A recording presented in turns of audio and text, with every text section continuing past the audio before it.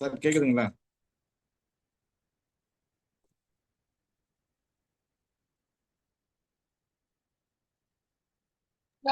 சுரண்டலுக்கு எதிரான உரிமைகள் பத்தி 24 சொல்லுங்க சார். சார் பேசுறது கேட்கல. Okay okay. ஆர்டிகல் 23 பொறுத்த வரைக்கும் prohibition of trafficking in human beings and forced labours அப்படின்றது இருக்கு. ஆர்டிகல் 23யும் 24ம் சேர்த்து நீங்க படிக்கணும். 23 பொறுத்த வரைக்கும் டிராஃபிக் ஆஃப் ஹியூமன் பீயிங், புரியுதுங்களா? அதாவது மனிதர்களை கடத்துறாங்க பாத்தீங்களா, அந்த கடத்தல் என்பது வெறும் நீங்க வித்தின் இந்தியாவுக்குள்ள மட்டும் கிடையாது. டிரான்ஸ் பவுண்டரி டிரான்சாக்ஷன் சொல்லுவாங்க. டிரான்ஸ் பவுண்டரி அப்படின்னா ஒரு நாட்டுல இருந்து இன்னொரு நாட்டுக்கு கூட நபர்களை கடத்தல் செய்வாங்க. அதுக்கு எடுத்துக்காட்டா பாத்தீங்க அப்படின்னா நீங்க இந்த மணிப்பூர், மிசோரம் இது போன்ற நாகாலாந்து இந்த மாதிரி ஏரியா எல்லாம் பாத்தீங்க அப்படின்னா இயல்பாகவே அங்க வாழக்கூடிய அந்த பெண்களுடைய அவங்க தோல் ஒயிட்டா இருக்கும், அவங்களோட கிளைமேட் நேச்சருக்கு ஏத்த மாதிரி.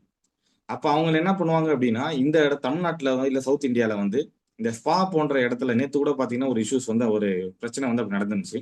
ஸ்பா போன்ற இடத்துக்கு அவங்கள கூட்டு வந்துருவாங்க. இது வரும்போது என்ன அப்படின்னா இந்த டாபிக்கே நீங்க மேல பாத்தீங்கன்னா ரைட் அகைன்ஸ்ட் எக்ஸ்பிளாய்டேஷன் அப்படின்னு இருக்கும். சுரண்டலுக்கு எதிரான உரிமை அப்படின்றது இருக்கும். நான் பேசுறது சவுண்ட் கேக்குதுங்களா? இன்னும் வாய்ஸ் ரைஸ் பண்ணுமா? கேக்குதுங்க சார், கேக்குது. அப்போ சுரண்டலுக்கு எதிரான உரிமையா? தேங்க்யூ. சுரண்டலுக்கு எதிரான உரிமை அப்படின்னு சொல்லிட்டு ஆர்டிகல் 23, 24 இருக்கும். அப்ப சுரண்டல் என்பது நம்மளுடைய மைண்ட் செட்ல எல்லாருக்கும் என்ன ஞாபகம் வரும் அப்படின்னா ஃபோர்ஸ்டு லேபர் இருக்காங்க பாத்தீங்களா, பாண்டட் லேபர், ஃபோர்ஸ்டு லேபர், கொத்தடிமைகள் ஒழிப்பது, இந்த மாதிரி பாயிண்ட் மட்டும் தான் வரும். ஆனா அது மட்டும் இல்லாமல் நிறைய விஷயங்கள் இருக்கு. இயல்பாக பாத்தீங்க அப்படின்னா நான் சொன்ன இந்த ஒரு எக்ஸாம்பிள்ல டிராபிக்கிங் அப்படின்றது கடத்தல். அப்போ நீங்க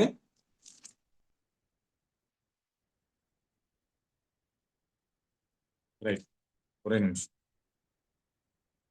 டிராபிக்கிங் அப்படின்றது நீங்க பாத்தீங்க அப்படின்னா நான் சொன்ன அந்த மிசோரம், நாகாலாந்து இது போன்ற ஏரியாவில இருந்து நீங்க பெண்களை, அவங்க இளம் பெண்களை கொண்டு வந்துட்டு அவங்கள ஸ்பா போன்ற இடத்துல பயன்படுத்துவாங்க.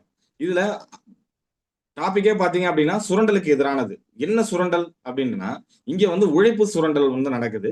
அவங்கள அவங்களுடைய ஏழ்மையை பயன்படுத்தியும் இயலாமையை பயன்படுத்தியும் அவங்கள என்ன பண்ணுவாங்க அப்படின்னா நீங்க இந்த சரோகசின்னு சொல்லுவாங்க. சரோகசி அப்படின்னா வாடகை தாய் மூலியமாக பெற்றுக்கொள்வது.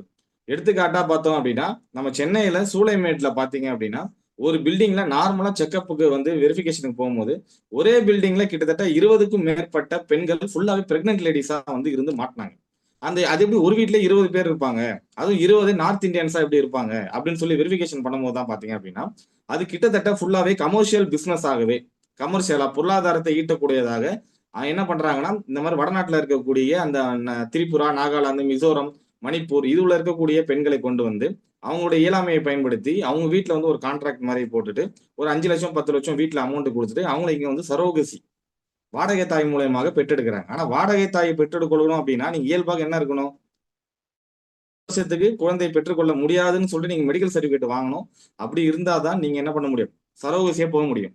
இது இல்லாம நீங்க ஏதாவது ஒரு அடாப்ஷன் இதெல்லாம் பண்ணணும் அப்படின்னாலே நீங்க ஜேஜே ஆக்டே உங்களுக்கு தெரியும். ஜூவனைல் ஜஸ்டிஸ் ஆக்ட்லயே சாரா, காரா அப்படின்னு 2 கான்செப்ட் இருக்கு. ஸ்டேட் காராவை பொறுத்த வரைக்கும் CARA, central adoption resource authority அப்படின்னு சொல்லிட்டு CARAன்னு ஒண்ணு இருக்கு. அதே ஸ்டேட் அடாப்ஷன் ரிசோர்ஸ் அத்தாரிட்டின்னு சாரான்னு ஒண்ணு கான்செப்ட் இருக்கு. இது எல்லாமே நீங்க ஜேஜே ஆக்ட், இளம் சீரார்கள் சட்டம் 2015 கீழே தான் நீங்க அடாப்ஷன் இதெல்லாமே பண்ண முடியும். அப்போ இங்க சுரண்டல் என்பது நம்ம தெளிவா நம்மளுடைய பாயிண்ட்ல வெறும் பொருளா இது லேபரர்ஸ் மட்டும் சுரண்டது அப்படின்றது பாயிண்ட் கிடையாது. கொடுத்துருக்க கொஸ்டின் என்னன்னு தெளிவா புரிஞ்சுக்கணும். இதுல ஒரே ஒரு விஷயம் முக்கியமா என்னன்னா சைட்ல நம்ம இந்த இது பார்ப்போம் பாருங்க. மைனர் ஆக்ட்ல பாத்தீங்க அப்படின்னா முக்கியமான ஒரு ஆக்ட் இருக்கு. இம்மாரல் டிராபிக்கிங் பிரிவென்ஷன் ஆக்ட் 1956 அப்படின்னு சொல்லிட்டு ஒரு ஆக்ட் இருக்கு. அது எல்லாமே தெரிஞ்சிருக்கும். அந்த இம்மாரல் டிராபிக்கிங் பிரிவென்ஷன் ஆக்ட்ல போய் பாத்தீங்க அப்படின்னா அதுல செக்ஷன் 3, 4, 5, 7, 8, 9, 10 இது எல்லாமே அந்த செக்ஷன்ல அந்த ஆக்ட்ல போய் பாத்தீங்க அப்படின்னா பாலியல் அதுல செடியூஷன் சொல்லுவாங்க. பாலியல் ரீதியாக தூண்டுனா நீங்க அஃபென்ஸ். பப்ளிக் பிளேஸ்ல வித்தின் ஒரு 500 மீட்டர்ஸ் 1 கிலோமீட்டர்ஸ்க்குள்ள நீங்க பாலியல் தொழிலில் ஈடுபட்டால் அது அஃபென்ஸ். இதுல பிம்ப்னு ஒரு வார்த்தை இருக்கு. PIMPS, பிம்ப் அப்படின்னு சொல்லுவாங்க. பிம்ப் அப்படின்னா பல பாலியல் தொழிலில் ஈடுபடக்கூடிய அந்த நபர்களை வைத்து ஒரு கமர்ஷியல் ட்ரேடிங் வந்து பண்ணுவாங்க. பிசினஸ் ஈட்டுறதுக்காக 2,500 ரூபா வந்து ஒரு நபர்கிட்ட வாங்குறாங்க அப்படின்னா அவங்களுக்கு 500, 600, 100,000 ருபீஸ் தான் கொடுப்பாங்க. மிச்ச 1,500 ருபீஸ் அவங்க எல்லாரையும் ஆர்கனைஸ் பண்ற அந்த பிம்ப் இருக்காரு பாத்தீங்களா, அவருக்கு வந்து எடுத்துப்பாரு.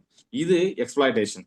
அப்ப இதுல என்ன அப்படின்னு பாத்தீங்கன்னா, இது போன்ற இம்மாரல் டிராபிகிங் பிரிவென்ஷன் ஆக்ட் 1956ல ஃபுல்லாவே பனிஷ்மெண்ட் பத்தி மட்டும்தான் இருக்கும். ரீஹாபிடேஷன் அப்படின்ற ஒரு வார்த்தை இருக்காது. மறுவாழ்வு அப்படின்றது இருக்காது. அப்ப மறுவாழ்வு அப்படின்னாலே நீங்க ஏற்கனவே நான் வந்து லாஸ்ட் கிளாஸ்ல இருக்கும்போது நான் 2 கேஸ் லாஸ் வந்து நான் சொல்லியிருந்தேன். நீங்க நோட்ல எழுதி வச்சிருப்பீங்க. அந்த ஆர்டிகல் 21 படிக்கும் போது Buddhadev Karmaskar versus state of West Bengal 2011 அப்படின்ற ஒரு வழக்கிலையும், Gaurav Jain versus union of India 1994 இந்த 2 வழக்கிலையுமே நீங்க பாத்தீங்க அப்படின்னா ரீஹாபிடேஷன் மறுவாழ்வு கொடுக்கறதை பத்தி சொல்லியிருப்பாங்க. அப்ப நீங்க கொடுத்திருக்க கொஸ்டின் ஆர்டிகல் 23, 24ல பாத்தீங்கன்னாலே எக்ஸ்பிளாய்டேஷன் அப்படின்றதுதான் இருக்கும். அந்த எக்ஸ்பிளாய்டேஷன் என்பது சரோகசி மூலமா கூட இருக்கலாம். சரோகசி வாடகத்தாய் ஒருத்தவங்களுடைய இயலாமையை பயன்படுத்தி வாடகத்தாய் மூலியமா வச்சுக்கிறதா கூட இருக்கலாம்.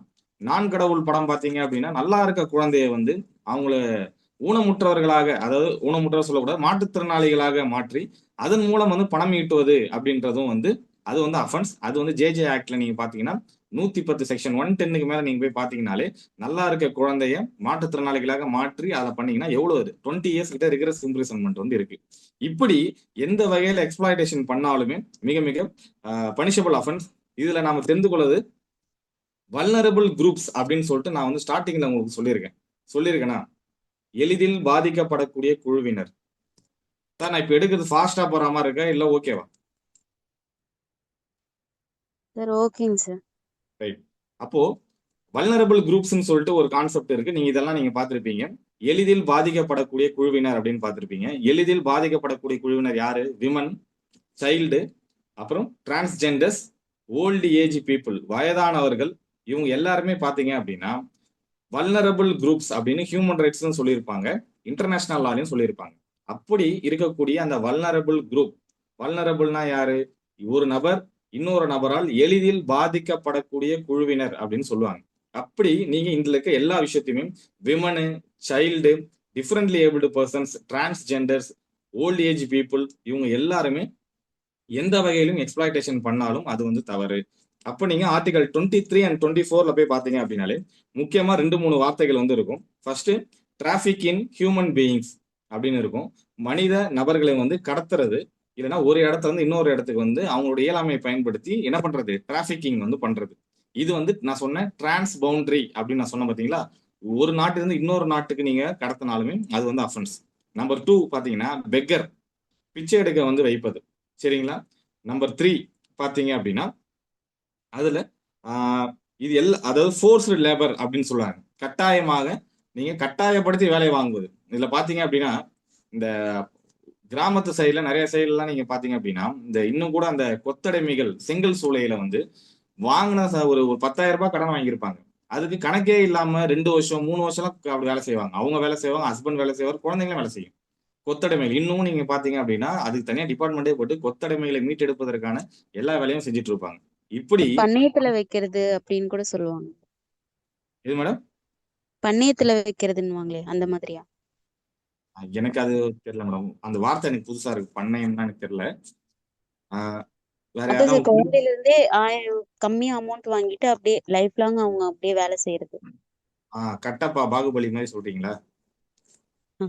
ஆமாங்க சார். அப்போ இந்த மாதிரி ஒருத்தவங்களுடைய இயலாமையை பயன்படுத்தி நீங்க எக்ஸ்பிளாய்டேஷன் பண்றது. இதுல நீங்க நான் என்னுடைய ஃபர்ஸ்ட் கிளாஸ்ல இருந்து நான் இன்னைக்கு வரைக்கும் என்னுடைய வே ஆஃப் டீச்சிங்கே நான் சொல்லியிருப்பேன். தயவு செஞ்சு கான்ஸ்டியூஷன் படிக்கிறோம் இல்ல வேற ஏதாவது படிக்கிறோம் அப்படின்னா கூட உங்களுடைய மைண்டை வந்து பிராடா ஓபன் பண்ணி வச்சுக்கணும். அதுக்கு என்ன அர்த்தம்? கான்ஸ்டியூஷன்ல இருந்து கேட்டாங்க அப்படின்னா நீங்க கான்ஸ்டியூஷன் எழுதிட்டு வேற ரிலவெண்ட் ப்ரொவிஷன்ஸ் ஏதாவது டைம் இருந்துச்சு அப்படின்னா வேற ஸ்பெஷல் ஆக்டை கூட நீங்க சேர்த்து வந்து கணக்கு வச்சு எழுதலாம். ஓபன் பண்ணி நீங்க என்ன பண்ணணும், எல்லாத்தையும் எழுதணும். இப்ப நீங்க வந்து இந்த பாண்டட் லேபர்ஸ் 23, 24 வந்து கொஸ்டின் வருது அப்படின்னா 23, 24 என்னன்னு எழுதிட்டு அதுல இருக்கக்கூடிய ரிலவெண்டான ப்ரொவிஷன்ஸ் என்னன்னு எழுதலாம். அதை ஒழிப்பதற்கான ஸ்கீம்ஸ் என்னென்னலாம் கொண்டு வந்திருக்காங்க சென்ட்ரல் கவர்மெண்ட், எல்லா ஸ்கீம்ஸ் பத்தி வந்து நீங்க எழுதலாம். பெனிஃபிட் என்னென்ன இருக்கு, ஸ்பெஷல் ஆக்ட் என்ன இருக்கு, ஸ்பெஷல் கோட்ஸ் என்ன இருக்கு, அதுல எவ்வளவு ஸ்டாட்டிஸ்டிக்கல் வந்து கொண்டு வந்திருக்காங்க. இந்த மாதிரி நீங்களோட மைண்டை ஓபன் பண்ணி நீங்க எல்லா விஷயங்களையும் வந்து அதுல வந்து எழுதணும். இதுல 3 விஷயம் ஆர்டிகல் 23ல trafficking in human being, beggar, 3வது ஃபோர்ஸ்டு லேபர் அப்படின்னு சொல்லுவாங்க. கட்டாயப்படுத்தி வேலையை வந்து வாங்குறது. ஆர்டிகல் 24ல பாத்தீங்க அப்படின்னா ஒரே ஒரு விஷயம் தான் இருக்கும். அபாயம் விளைவிக்கக்கூடிய தொழிற்சாலைகளில், புரியுதுங்களா, இந்த அசாடஸ் எம்ப்ளாய்மெண்ட்ல பிலோ 14 இயர்ஸ் வந்து எந்த ஒரு சைல்டுமே நீங்க என்ன பண்ணக்கூடாது, வைக்க கூடாது அப்படின்னு சொல்லுவாங்க. புரியுதுங்களா? இப்ப நான் சொன்ன இந்த 2 கான்செப்ட் இருக்குல்ல, இப்ப நான் சொன்ன வரைக்கும் புரியுதுங்களா? Article 23 and 20. S sir. Right. இப்போ எல்லாரும் அன்மியூட் பண்ணிட்டு நான் கேட்கறது சொல்லுங்க. சைல்டுனா யாரு? எத்தனை வயசு இருக்கணும்? What is mean by child? Below 18 years. Below 18 child years. Adolescent பிரகாரம் below 14 years. எது பிரகாரம்? Child adolescent act. Child adolescent act பிரகாரம் அது வந்து நீங்க மெஜாரிட்டி ஆக்ட் நீங்க சொல்றீங்க. நீங்க ஓட்டு போறதுக்கான வயசு 18ன்றீங்க. கரெக்டா? சைல்டுனா 18. சார் கரெக்டா சார் சார்? ஃபேக்டரிஸ் ஆக்ட்ல ஜேஜே ஆக்ட் 14 பிரகாரம் years 18 தான் சார். பிஎன்எஸ் ஜேஜேல 94. இல்ல சார், நீங்க எல்லாமே வேற வேற, அதனால நான் கேக்குறேன். லேபர் ஆக்ட் படி 14 வயசு. லேபர் ஆக்ட்ல 14, கான்ஸ்டிடியூஷன்லயும் 14. ஆனா அதுல என்ன விஷயம்னா 14 இயர்ஸுக்கு கீழே அசாடஸ் எம்ப்ளாய்மெண்ட், அபாயம் விளைவிக்கக்கூடிய தொழிற்சாலைகளில் 14 வயதுக்கு கீழே இருக்கக்கூடிய நபர்களை நீங்க என்ன பண்ணக்கூடாது, பணியமர்த்த கூடாதுன்னு இருப்பாங்க. அப்ப கேட்கிற கொஸ்டின் என்ன அப்படின்னு பார்த்துட்டு அதுக்கேற்ற மாதிரி சைல்டுனா என்ன நீங்க வந்து ஃப்ரேம் பண்ணணும். புரியுதுங்களா? இது ஒண்ணு. ரெண்டாவது, இயல்பாகவே அவங்க அடல்சன்ட் ஆக்ட் சொன்னாங்க பாருங்க, அடல்சன்ட், மெஜாரிட்டி ஆக்ட், நீங்க 18 வயதுக்கு மேல இருக்கக்கூடிய வாக்குரிமை செலுத்தக்கூடிய இது எல்லாமே பாத்தீங்க அப்படின்னாலே சைல்டு பேசிக்கானாலே 18 வருஷம் தான், 18 இயர்ஸ் கீழே இருக்கக்கூடியது. ஆனால் இங்க டிஃபரன்ஸ் என்ன அப்படின்னா கான்ஸ்டியூஷன்ல வந்து 14 இயர்ஸுக்கு கீழே அபாயம் விளைவிக்கக்கூடிய தொழிற்சாலை ஈடுபடுத்தக்கூடாது அப்படின்றது ஒண்ணு சொல்லியிருப்பாங்க. இன்னொன்னு பாத்தீங்க அப்படின்னா நீங்க வந்து இன்டர்நேஷனல் லெவல்ல நான் சொல்ற கன்வென்ஷன் வந்து நோட் பண்ணிக்கோங்க. The convention on United Nation convention போடுங்க. United Nation, UN convention on rights of child. United Nation convention on rights of child. United Nation convention on rights of child. Note பண்ணிட்டீங்களா? UNCRC அப்படின்னு சொல்லுவாங்க. UNCRC அப்படின்னு சொல்லுவாங்க. United Nation convention on rights of child அப்படின்னு சொல்லுவாங்க. Note பண்ணிட்டீங்களா? 1989, 1989. Note பண்ணிட்டீங்களா? தமிழ்ல வந்து இது வந்து குழந்தைகளுக்கான மாநாடு அப்படின்னு சொல்லுவாங்க. குழந்தைகளுக்கான மாநாடு 1989, 1989. அதுல பாத்தீங்கன்னா இந்தியா 1989 உலக நாடுகள் முழுவதும் கொண்டு வரப்பட்ட அந்த யூஎன் அந்த மாநாடு இருக்குல்ல, அந்த கன்வென்ஷன்ல இந்தியா வந்து சைன் பண்ணிடுச்சு. இந்தியா வந்து இன்டர்நேஷனல் லாக படி நீங்க சைன் பண்ணிட்டாங்கனாலே நீங்க அதை வந்து ராட்டிபிகேஷன் பண்ணணும் அப்படின்றது ரூல். ராட்டிபிகேஷன்னா அதை நீங்க கையெழுத்து போட்ட டாக்குமெண்ட்ல என்ன சொன்ன சாராம்சங்கள் சொல்லப்பட்டிருக்கிறதோ அது எல்லாத்தையும் உங்களுடைய நாட்டுல போய் நடைமுறைப்படுத்தணும். அது உங்க நாட்டுல நடைமுறைப்படுத்தணும்ன்றது வந்து இப்ப அங்க வந்து சட்டம் போட்டிருக்காங்க, நீங்களும் சட்டம் போடணும்னு அவசியம் கிடையாது. உங்களுடைய நோக்கம் என்ன? குழந்தைகளுக்கான மாநாடு தான், குழந்தைகளை எம்பவர்மெண்ட் பண்ணணும். அப்ப அதுல சொன்ன நீங்க விஷயங்களை நீங்க ஒரு சட்டமாக கூட போடலாம், ஸ்கீம்ஸா எடுக்கலாம். இப்ப சர்வ சிக்ஷா அபியான்னு இருக்கு. தொடக்க பள்ளியில இருந்து எல்லாரும் கல்வி கொடுக்கணும்ன்றதான் கான்செப்ட்.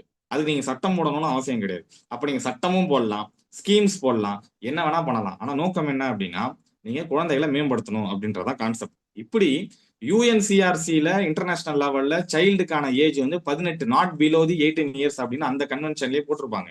இந்தியாவில் கையெழுத்து போட்டுடுச்சு. அப்போ 18 வயசுன்றதான் ஈக்குவல் ஆனது.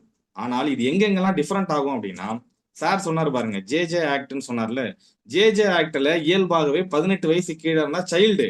ஆனால் 2013 வந்த கிரிமினல் லா அமெண்ட்மெண்ட் என்ன சொல்லுது? 2013 வந்த கிரிமினல் லா அமெண்ட்மெண்ட் யாரோட ரெக்கமெண்டேஷன்? Justice JS. வர்மாவோட கிரிமினல் லா அமெண்ட்மெண்ட் ரெக்கமெண்டேஷன்ஸ் படியும் அது எதுக்கு நிர்பயா வழக்குக்கு அப்புறமும் எல்லா கிரிமினல் லாவையும் அமெண்ட்மெண்ட் பண்றாங்க. அப்ப அதுல ஜேஜே ஆக்ட்ல ஸ்பெசிபிக்கா பண்ணது என்ன? ஜேஜே ஆக்ட் எப்போ வந்துச்சு? 2015. அதுக்கு முன்னாடி எப்ப இருந்துச்சு? 2000. அதுக்கு முன்னாடி எப்ப இருந்துச்சு? 1986. 1986. அப்ப 86 இருக்கும் பொழுதும் 2000 இருக்கும் பொழுதும் எல்லாமே என்ன 18 வயசு கீழே இருந்தா சைல்டு. ஆனால் 2015 வரும்பொழுது மேஜரான 2013 கிரிமினல் லாவை அமெண்ட்மெண்ட் பண்ணும்போது சைல்டு என்பவர்கள் 18 வயசு கீழே தான். ஆனால் ஜேஎஸ் வெர்மா கமிட்டியோட ரெக்கமெண்டேஷன் படி, ஏன்னா நிர்பயா வழக்குல பாத்தீங்கன்னா 3 பேர் 18 வயசுக்கு மேல, ஒரு நபர் 18 வயசுக்குள்ள. அப்ப நீங்க அந்த 18 வயசுக்குள்ள இருக்க நபரை நீங்க ஜேஜே ஆக்ட் படி நீங்க ட்ரையல் பண்ணீங்க அப்படின்னா ஜேஜே ஆக்டோட மேக்சிமம் பனிஷ்மெண்ட் எவ்வளவு சார்? ஜேஜே ஆக்டோட மேக்சிமம் பனிஷ்மெண்ட் 3 years. வெறும் 3 வருஷம் தான். ஆனா அவர் பண்ண அஃபென்ஸ் என்ன? அஃபென்ஸே ஜேஜே ஆக்ட்ல 3 விதமா பிரிக்கிறாங்க. ஒன்னு பெட்டி அஃபென்ஸ், இன்னொன்னு சீரியஸ் அஃபென்ஸ், இன்னொன்னு ஹீனியஸ் அஃபென்ஸ். அப்ப 3ஆ பிரிக்கும் பொழுது சரி, இந்த 3 அஃபென்ஸையும் நீங்க எப்படி இப்போ இந்த அஃபென்ஸ் இது பெட்டி அஃபென்ஸ் சார், இந்த அஃபென்ஸ் இது சீரியஸ் அஃபென்ஸ் சார், இப்படிலாம் எப்படி பிரிக்கிறாங்கன்னு ஜேஜே ஆக்ட்ல சொல்லியிருப்பாங்க. ஜேஜே ஆக்ட் படிச்சிருப்பீங்க நீங்க கட்டாயமா பிலிம்ஸ்ல. Petty offence, serious offence, heinous offence எப்படி பிரிக்கிறாங்க? பெட்டி ஆப்ஷன் 33ல வரும் சார். 35 எப்படி பிரிக்கிறாங்கன்னு கேட்டேன் நான். செக்ஷன் அதாவது தன்மையை பொறுத்து 45 petty offence, 33 serious offence, heinous offence 54. அந்த 3 செக்ஷன்ஸ சொல்லுவாங்க. ஆனா அந்த குழந்தையோட மனநிலையும் அந்த குற்றம் செய்யும் போது அந்த குழந்தையோட கெப்பாசிட்டியை பொறுத்தும் பிரிப்பாங்க சார். அப் டு 3 yearsனா பெட்டி சார், 3 to 7 yearsனா சீரியஸ் சார், அபோவ் 7 yearsனா ஹீனியஸ் சார். ரைட். இது ஏன் நான் உங்களுக்கு சொல்லணும்னா, நீங்க உங்களுடைய மைண்டை ரிஃப்ரெஷ் பண்ணிக்கிட்டு படிக்கும் போது இப்ப மேம் சொன்ன ப்ரொவிஷன் எல்லாமே கரெக்ட். ஆனா அந்த ப்ரொவிஷனோட சேர்த்து எப்படி கான்செப்டோட, ப்ரொவிஷனும் தேவை, கான்செப்ட் வேணும். ஏன்னா ப்ரொவிஷன் 4 லைன் எழுதிடலாம். ஆனா கான்செப்ட் வேணா நீங்க வேணும்ல, ஒரு 5 பேஜ் நீங்க கண்டென்ட் நிரப்பணும் அப்படின்னா. அப்ப விஷயம் என்ன அப்படின்னா, 3 வருஷத்துக்கு கீழே ஒரு குற்றம் செஞ்சிருக்காங்க. 3 வருஷம் எங்க சார் போட்டிருக்காங்க? ஜேஜே ஆக்டோட மேக்சிமம் பனிஷ்மெண்ட் 3 years தான். அப்ப கான்செப்ட் என்ன அப்படின்னா, ஐபிசில எந்தெந்த குற்றத்திற்கெல்லாம் 3 வருடங்களுக்கு கீழே இருக்கோ அந்த குற்றத்தை ஒரு 18 வயசு கீழே இருக்கக்கூடிய ஒரு ஜூவனைல், ஒரு சைல்டு, இளம் சீரார் செய்திருந்தால் அந்த குற்றம் ஐபிசில 3 வருஷத்துக்கு கீழே செஞ்சிருக்காரா, அந்த அஃபென்ஸ் நீங்க ஜேஜே ஆக்ட்ல பாத்தீங்கன்னா அது பெட்டி அஃபென்ஸ். நீங்க ஐபிசி படி 3 வருஷத்துக்கு மேல 7 வருஷத்துக்குள்ள 3 to 7 அந்த ஐபிசில ஏதாவது குற்றம் செஞ்சிருந்தாருன்னா அந்த குற்றம் இங்க சீரியஸான அஃபென்ஸ். ஐபிசியின் படி 7 வருஷத்துக்கு மேல ஏதாவது ஒரு குற்றம் செய்திருந்தால் அந்த குற்றம் ஜேஜே ஆக்ட் படி அது ஹீனியஸான அஃபென்ஸ், கொடுமையான குற்றம். இப்ப நான் சொன்னது புரியுதுங்களா? Petty offence, serious offence, heinous offence. புரியுது சார். ரைட். அப்போ இந்த 2013 வந்த கிரிமினல் லாவை அமெண்ட் பண்ணும் போது ஜஸ்டிஸ் ஜேஎஸ் வெர்மா கமிட்டியோட ரெக்கமெண்டேஷன் படி 2013 என்ன விஷயம் பண்றாங்க அப்படின்னா, சைல்டுனாலே 18 வயசு கீழே தான். ஆனால் இந்த வெர்மா கமிட்டி படி 16 வயதுல இருந்து 18 வயசுக்குள்ள ஏதேனும் ஒரு குழந்தை இருக்கான், சைல்டு இருக்கான், பிலோ 16 to 18, 16ல இருந்து 18 வயசுக்குள்ள ஏதாவது ஒரு சைல்டு இருந்தா அப்படின்னா he is considered to be an adult. அவரை நீங்க எப்படி கருதணும் என்றால் 18 வயதுக்கு மேற்பட்ட இருக்கக்கூடிய நபர். ஆனா அவர் என்ன அஃபென்ஸ் செஞ்சிருக்கணும்? ஹீனியஸான அஃபென்ஸ் செஞ்சிருக்கணும். Petty offence, serious offence, heinous offence சொன்னோம்ல. 16 வயசுல இருந்து 18 வயசுக்குள்ள சைல்டு ஹீனியஸான அஃபென்ஸ் செஞ்சிருந்தாருன்னா அவரை நீங்க என்ன பண்ணணும்? அடல்சன்ட் மாதிரி கருத்தில் கொள்ளணும். அவர் எப்படி கன்சிடர் பண்ணீங்கன்னா அவர் அடல்ட் போல கன்சிடர் பண்ணணும். அடல்ட்னு கன்சிடர் பண்ணாலே அவருக்கு நார்மலா இருக்கக்கூடிய செக்ஷன் 4ல இருக்கக்கூடிய ஜேஜே போர்டு சொன்னது போல கிடையாது. செக்ஷன் 27ல சொன்ன சைல்டு வெல்ஃபேர் கமிட்டி செல்லாது. நேரடியாக அவங்க என்ன போயிடுவாங்க, நார்மல் ஒரு கிரிமினல் அஃபென்ஸ் செஞ்ச நபரை எப்படி ட்ரையல் பண்ணுவாங்களோ அந்த மாதிரி போர்டு, ஜேஜே போர்டு கிட்ட நிறுத்தாம நார்மல் கேஸ்ல ட்ரையல் பண்ணுவாங்க. அப்ப இங்க ஆர்டிகல் 23 and 24ல பாத்தீங்கன்னா freedom from exploit, right against exploitation அப்படின்னு சொல்லியிருப்பாங்க. சுரண்டலுக்கு எதிரான உரிமை அப்படின்றது. அந்த சுரண்டல் என்பதே என்ன அப்படின்னு பாத்தீங்கன்னா, ஒரு நிமிஷம்,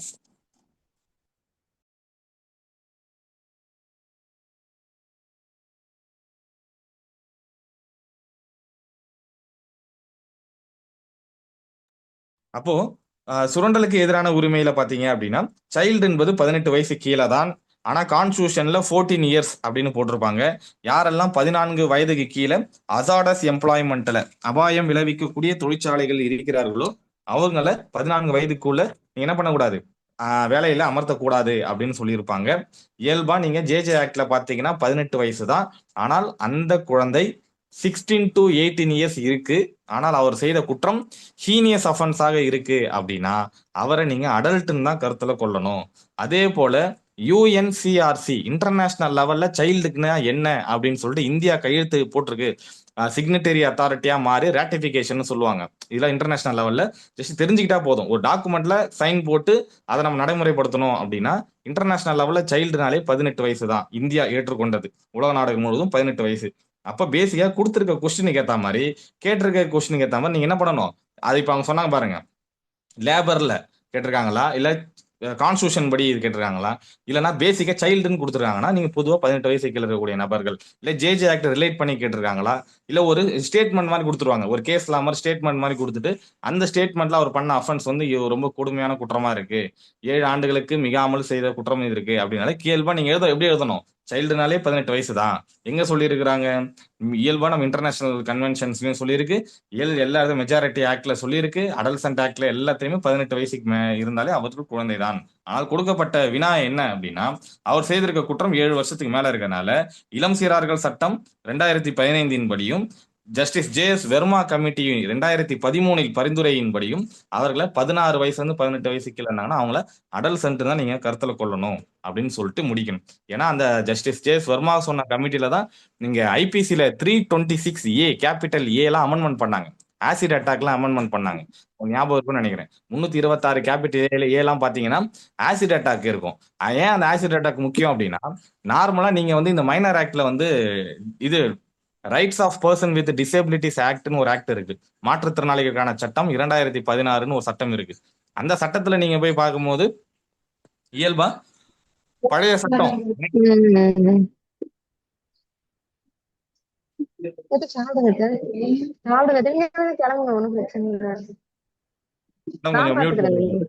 மியூட் போட்டுக்கோங்க. Saranya ma'am,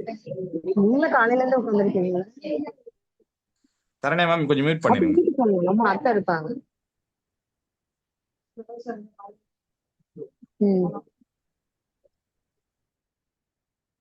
right.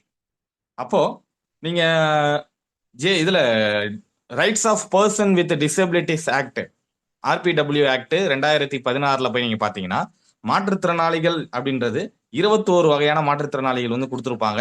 அந்த சட்டத்துக்கு பழைய சட்டம் எதுன்னு பாத்தீங்கன்னா 1995 வந்த பர்சன் வித் டிசபிலிட்டிஸ் ஆக்ட் தான் சொல்லியிருப்பாங்க. இதுல எல்லாத்துலயும் பாத்தீங்கன்னா வெறும் 7 வகையான மாற்றுத்திறனாளிகள் சொல்லியிருப்பாங்க. இதுக்கும் சைல்டுக்கும் என்ன டிஃபரன்ஸ் அப்படின்னா 2013 கிரிமினல் லாவை அமெண்ட்மெண்ட் பண்ணும்போது செக்ஷன் 326 கேபிட்டல் ஏ ஐபிசியில பண்ணும்போது யாரெல்லாம் ஆசிட் அட்டாக்ல இருக்கிறாங்களோ அவர்களும் மாற்றுத்திறனாளிகளுக்கான டிசபிலிட்டின்ற வார்த்தைக்குள்ள வந்துருவாங்க. அதன் மூலமா they can able to claim all the reservation and all the benefits from the according to the section act 2016 of rights of person with disabilities ஆக்டுக்கு கீழே அவர்களும் மாற்றுத்திறனாளிகள் போல கருதப்படுவார்கள் அப்படின்றதான் கணக்கு. நான் சொன்ன வரைக்கும் புரிதுங்களா? ஆர்டிகல் 23, 24 சரி, இப்ப சொன்னது மட்டும் கொஞ்சம் ரிப்பீட் பண்ணுங்க ப்ளீஸ். அந்த லாஸ்ட் பாயிண்ட் மட்டும் கொஞ்சம் ரிப்பீட் பண்ணுங்க சார். அதாவது rights of person with disabilities ஆக்ட்னு ஒரு ஆக்ட் இருக்கு, மாற்றுத்திறனாளிகளுக்கான சட்டம் 2016. அந்த சட்டத்துல நீங்க போய் பாத்தீங்கன்னா யாரெல்லாம் மாற்றுத்திறனாளிகள் அப்படின்னா ஏபிபிகே இருக்கு சார் இந்த சட்டம். இருக்கு. அதனாலதான் சொல்றேன் மேடம். அதுல 21 வகையான மாற்றுத்திறனாளிகள் இருக்கு. புரியுதுங்களா? 21 டைப்ஸ் இருக்கு. புரியுதுங்களா? விஷுவலி இம்பேர்டு, புரியுதுங்களா? லோகோமோட்டார், இந்த மாதிரி நிறைய 21 டைப் இருக்கு. சரிங்களா? மல்டிபிள் டிசேபிலிட்டி, கண்ணும் தெரியாம இருக்கும், காதும் கேட்காம இருக்கும், மல்டிபிளா இருக்கும். இது எல்லாம் 2016 கொடுக்கப்பட்டுள்ள 21 வகையான மாற்றுத்திறனாளிகள் என்று வகை section 2 class S small S அதுல போய் பாத்தீங்கன்னா யாரெல்லாம் வந்து மாற்றுத்திறனாளின்னு சொல்லியிருப்பாங்க. இது கான்செப்ட். அந்த சட்டம் அதுக்கு முன்னாடி எந்த சட்டத்தை ஓவர் ரூல் பண்ணி வந்துச்சு அப்படின்னா 1995 person with disabilities act PWD ஆக்ட்னு சொல்லுவாங்க. அந்த ஆக்ட்ல வெறும் 7 வகை மட்டும்தான் மாற்றுத்திறனாளிகள்னு சொன்னாங்க. புரியுதுங்களா? ஆனா இப்போ 21 வகை இருக்கு. அதனால அந்த 7 வகை இருக்குல்ல அது எல்லாத்தையும் கேன்சல் பண்ணி அதுல நிறைய குளறுபடிகள் இருக்குன்னு சொல்லிட்டு அந்த ஆக்டை ஒழிச்சு கட்டிட்டு 2016 rights of person with disabilities act வந்து என்ன பண்ணாங்க, கொண்டு வந்தாங்க. இந்த ஆக்ட் வந்து உங்களுக்கு மைனர் இதுல முடிச்சிட்டாங்களா? மெயின்ஸுக்கு இருக்கு தானே இந்த ஆக்ட்? மைனர் ஆக்ட் இருக்கு சார். நடத்துல சார். நான் தான் எடுப்பேன். கான்ஸ்டியூஷன் முடிச்சுட்டு இருக்கு அதுக்கப்புறம் நான் தான் சார். எடுப்பேன். கொஞ்சம் குயிக்கா இருங்க சார், படிக்கணும் சார். சரிங்க மேடம். Okay sir. அப்போ இந்த 21 வகை இருக்குங்க பாத்தீங்களா? அப்ப இந்த 21 வகையை 2016ல இருக்கு. அப்போ 2013ல என்ன பண்றாங்க அப்படின்னா, கிரிமினல் லாவை அமெண்ட்மெண்ட் பண்ணும்பொழுது செக்ஷன் 326 கேபிட்டல் ஏ ஆஃப் ஐபிசில 326 செக்ஷன்ல போய் பாத்தீங்கன்னா ஆசிட் அட்டாக்னு இருக்கும். அப்ப யாரெல்லாம் ஆசிட் அட்டாக்ல இருந்தாங்களோ அவங்களும் மாற்றுத்திறனாளிகளாக கருதப்படுவார்கள் அப்படின்றதுதான் கான்செப்ட். மாற்றுத்திறனாளிகளா அவங்களும் வந்தாங்க அப்படின்னா மாற்றுத்திறனாளிகளான சட்டத்துல அவங்களும் எல்லா பெனிஃபிட்டும் அவங்க கிளைம் பண்ண ஆனா முடியும். அந்த 21 இதுல அவங்க இல்லையாங்க சார்? அவங்க இல்ல, அந்த 21 வகையில் அவங்க கிடையாது. அந்த 21 general, visually impaired, deaf, dumb, multiple disability, cerebral palsy, திடீர்னு அந்த வாயில ஜொல்லு விழுவோம், அதே மாதிரி நரம்பு பிரச்சனையா இருக்கும், இந்த மாதிரிலாம் இருக்காங்க பாருங்க. இந்த மாதிரி 21 டைப்ஸ் இருக்கு. அது இல்லாம இன்னொரு டிசபிலிட்டியும் இருக்கு. அது இந்தியாவிலேயே கிடையாது. இன்விசிபிள் டிசபிலிட்டின்னு ஒன்று இருக்கு. எதுவுமே இல்லாம ஒரு சிம்டம்ஸ் இருக்கு. எனக்கு தெரிஞ்ச ஒரு நபர், அவர் வந்து இன்விசிபிள் டிசபிலிட்டி. அவருக்கு எந்த சட்டத்திலுமே கிளைம் பண்ண முடியாது. மாற்றுத்திறனாளி சட்டத்திலேயே அவருக்கு இல்லை. ரைட். சப்ஜெக்ட் உள்ள வந்துருங்க. நோட் பண்ணுங்க. ஆர்டிகல் 23 and 24ன்னு போட்டுக்கோங்க. இப்போ நான் சொன்னது எல்லாம் நீங்க பேராக்ட்ல போய் நீங்க பாத்தீங்கன்னாலே எல்லாமே இருக்கும். கேஸ் லா ஃபர்ஸ்ட் நோட் பண்ணிக்கோங்க. டைப் பண்ணி சாட் பாக்ஸ்ல போடுறேன் பாருங்க. விஷால்ஜித் வெர்சஸ் யூனியன் ஆஃப் இந்தியா. இப்போ நான் சொல்றது ஆர்டிகல் 23, 24 ரெண்டும் சேர்த்து 1990. இதுல சாட் பாக்ஸ்ல போட்டிருக்கேன். சுப்ரீம் கோர்ட் என்ன சொல்லுது அப்படின்னா, டைப் பண்ணி போட்டிருக்கேன் பாருங்க. சைல்டு ப்ராஸ்டிடியூஷன் இதை வந்து ஒழிக்கணும் அப்படின்னு சொல்றாங்க. சைல்டு ப்ராஸ்டிடியூஷனை வந்து ஒழிக்கணும் அப்படின்னு சொன்னது 1990. ஏன்னா இது எல்லாமே எதுக்கு கீழே வந்துருது அப்படின்னா, நேரடியா அது எக்ஸ்பிளாய்டேஷன் கீழே வருது. செகண்ட் கேஸ் 1997ல வந்த Gaurav Jain versus union of India.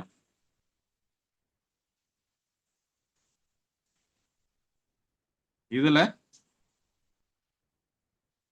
Type பண்ணி போட்டிருக்கேன். யார் யாரெல்லாம் குழந்தை தொழிலாளர், பாலியல் தொழிலாளர்களாக மீட்டெடுக்கப்படுகிறார்களோ அவங்க எல்லாருக்குமே என்ன கொடுக்கணும், ஸ்பெஷல் ஹோம்ஸ் வந்து கொடுக்கணும் அப்படின்னு சொல்லியிருப்பாங்க. எந்த ஆக்டுக்கு கீழே அப்படின்னு பாத்தீங்கன்னாலே உங்களுக்கே தெரிஞ்சிருக்கும். இது எல்லாமே ஜேஜே ஆக்டுக்கு கீழே வரும், சைல்டுனால. இந்த 2 கேஸா நோட் பண்ணிட்டீங்களா? இதெல்லாம் டிராபிக் இன் ஹியூமன் பீயிங் கீழே வரும். நோட் பண்ணிட்டீங்களா? அடுத்தது பெக்கர்.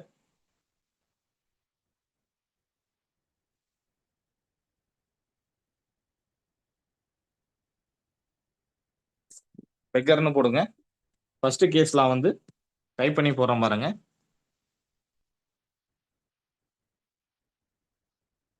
பீப்புள்ஸ் யூனியன்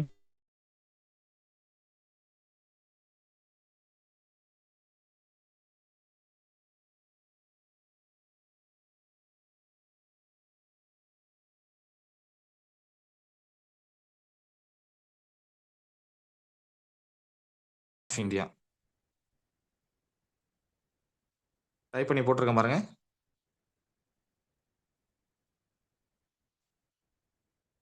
இதெல்லாம் பெக்கர் 1982.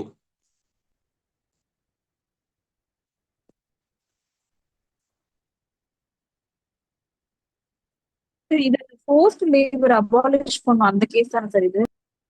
இது ஃபோர்ஸ்ட் லேபர் அபாலிஷ் பண்றதுன்னு சொல்லிட்டு ஒரு ஆமா ரெண்டு ஆமா article. மேடம். ஆமா.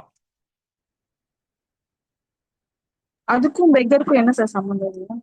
புரியல. ஆஹா இல்ல இல்ல இப்ப நான் சொன்ன கேஸ் இருக்குல்ல, இது என்ன அப்படின்னா, கம்பல்சரியா ஒர்க் வாங்குறாங்கல்ல வித்தவுட் பேமெண்ட். ஒரு ஓனர் வந்து நீங்க ஓனர் வந்து வேலை வாங்கிட்டு அவங்களுக்கு சம்பளம் கொடுக்காம சார் சார் புரியல. கம்பல்சரியா அது compulsory work without payment note பண்ணிக்கோங்க. மொத்தம் 2 கேஸ் இருக்கு மேடம் 1982லயே.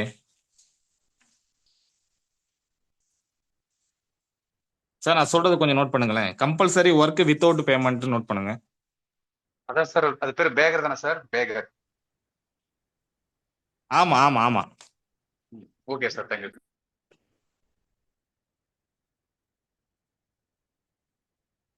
நெக்ஸ்ட் டைப் பண்ணி போட்டிருக்கேன் பாருங்க. சஞ்சய், ஒரே நிமிஷம், சஞ்சித் ராவ் டைப் பண்ணி போட்டிருக்கேன் பாருங்க. Sanjit Roy versus state of Rajasthan 1983.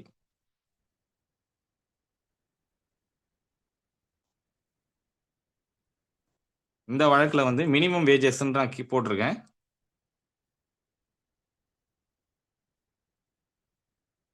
அதாவது இந்த வழக்குல பாத்தீங்கன்னா மினிமம் வேஜஸ் கொடுக்குறாங்க பாத்தீங்களா. மினிமம் வேஜஸ் ஆக்ட் கீழே நீங்க வந்து ஒரு பேமெண்ட்டை வந்து ரிலீஸ் பண்ணாம அவங்களுக்கு மிகவும் குறைவான சம்பளத்துல வந்து வேலை வாங்குறது. எக்ஸாம்பிள் பாத்தீங்க அப்படின்னாலே ஒரு கம்பெனில வேலை செய்யும் போது ஆண்களுக்கும் பெண்களுக்கும் ஈக்குவல் சேலரி வந்து இருக்காது. பெண்களை வந்து அதிகமா வேலைக்கு எடுப்பாங்க, மாற்றுத்திறனாளிகளை அதிகமா வேலைக்கு எடுப்பாங்க. அது 2 பாயிண்ட் இருக்கு. பொதுவா நீங்க மாற்றுத்திறனாளிகளை யார் வேலை கொடுப்பாங்க அப்படின்ட்டு ஒரு பார்வையும் இருக்கு. அதுல வந்து நல்லா பாசிட்டிவா பார்ப்பாங்க. ஆனா அதுல விஷயம் என்ன அப்படின்னா, பெண்களையும் மாற்றுத்திறனாளிக்கு இது போற நபர்களை வந்து வேலைக்கு எடுக்கும் பொழுது அவங்க வந்து ஈக்குவலான சேலரி வந்து கேட்க மாட்டாங்க. அவங்க வந்து அதிகமாக பேச மாட்டாங்க. அவங்களுக்குள்ள ஒரு இன்ஃபீரியாரிட்டி காம்ப்ளெக்ஸ் வந்து இருக்கும். அப்படின்றதுனாலையும் இயல்பா வேலைக்கு வந்து அதிகமாக பணியமர்த்துவாங்க. அப்போ இதுல விஷயம் என்ன அப்படின்னா, மினிமம் வேஜஸ் ஆக்டுக்கு கீழே நீங்க வந்து பணம் கொடுக்காம மினிமமா கொடுத்தீங்க அப்படின்னாலுமே அது வந்து அவங்கள எக்ஸ்பிளாய்டேஷன் பண்றதுக்கானதா பொருள் அப்படின்றதான் கான்செப்ட். அடுத்தது கேஸ்ல டைப் பண்ணி போட்டுருங்க பாருங்க. இந்த பந்தி முக்தி மோர்ச்சா இது எல்லாருக்கும் தெரிஞ்சதுதான்.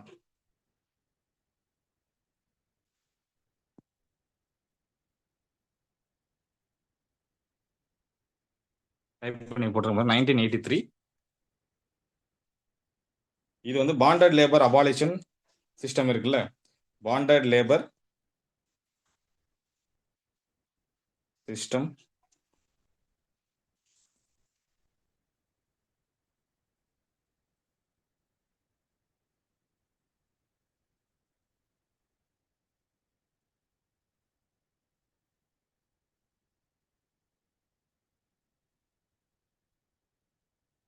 டைப் பண்ணி போட்டிருக்க பாருங்க. Bonded labour system abolition act 1976. 84 sir. 84 yes sir. 84. ஒரே நிமிஷம்.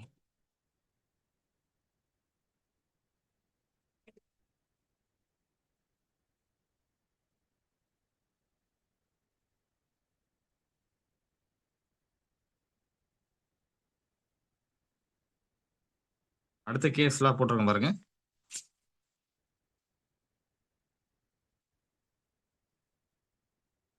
Neeraja Chaudhary versus state of Madhya Pradesh.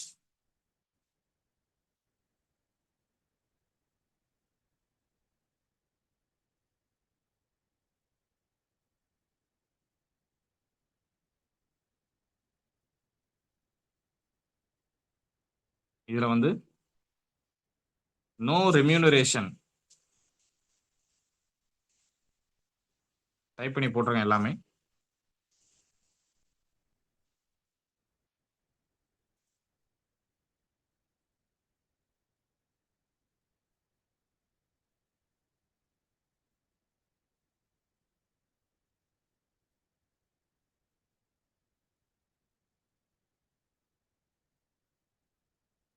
எந்த ஒரு பணமும் கொடுக்காம வேலை வாங்குது, வேலை வாங்கினாலே அது வந்து பாண்டட் லேபர்ஸ் கீழே வந்து வந்துடும் அப்படின்னு சொன்னது Neerja Chaudhary versus state of Madhya Pradesh, justice PN Bhagavathi. ஏன்னா எல்லாமே மினிமம் வேஜஸ் ஆக்ட் கீழே அதை ஃபாலோ பண்ணி தான் நீங்க என்ன பண்ணணும், ஒரு இன்ஸ்டிடியூஷனை வந்து ரன் பண்ணணும் அப்படின்றது justice PN Bhagavathi.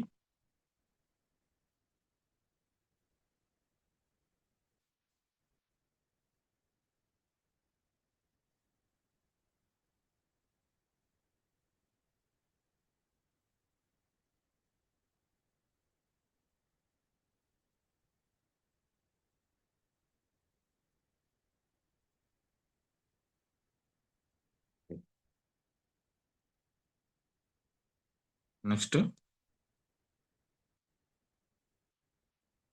Labourers working on Salal hydro project type பண்ணி போட்டிருக்கேன் பாருங்க.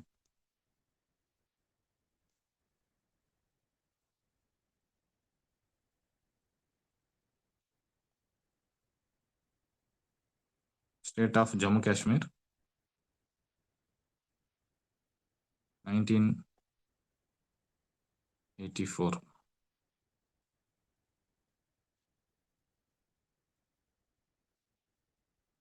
அடுத்த கேஸ்ல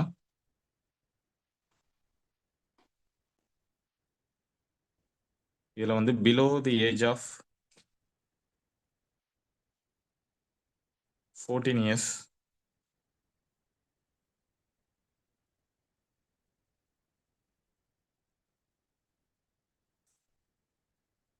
in construction works is violation.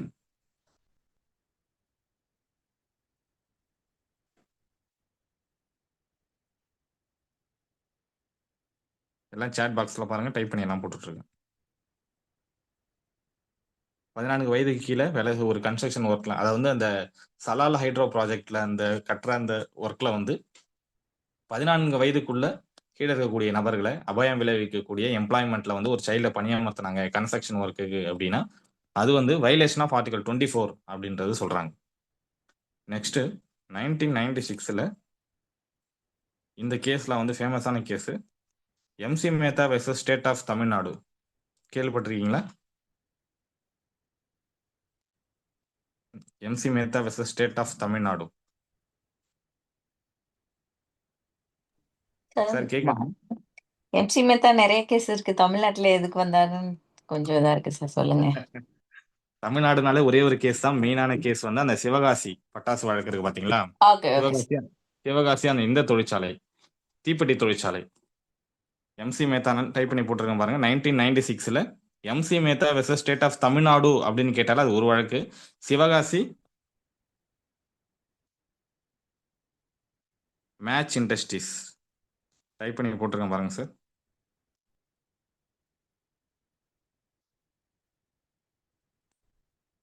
இந்த வழக்குல மெயினா சொன்னது என்ன அப்படின்னா 2 விஷயத்தை வந்து உருவாக்கியிருக்காங்க. கட்டாயமா 14 வயசு கீழே இருக்கக்கூடிய நபர்களை பணியமர்த்தக்கூடாது ஒண்ணு.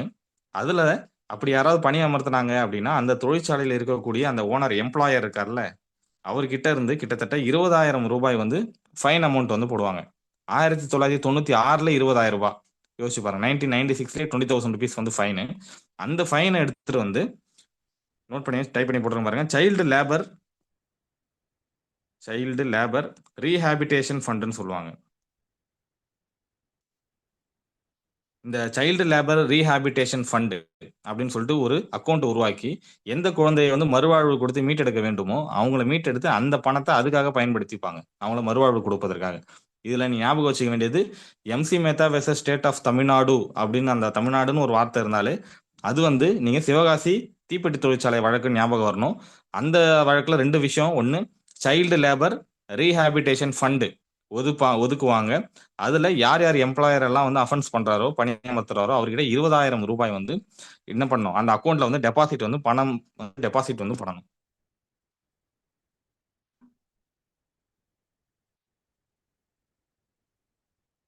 நோட் பண்ணிட்டீங்களா? ரைட், கொஞ்சம் ஃபாஸ்டா போவோம். நெக்ஸ்ட் ஆர்டிகல் 25 to 28, 25ல இருந்து 28 வரைக்கும்.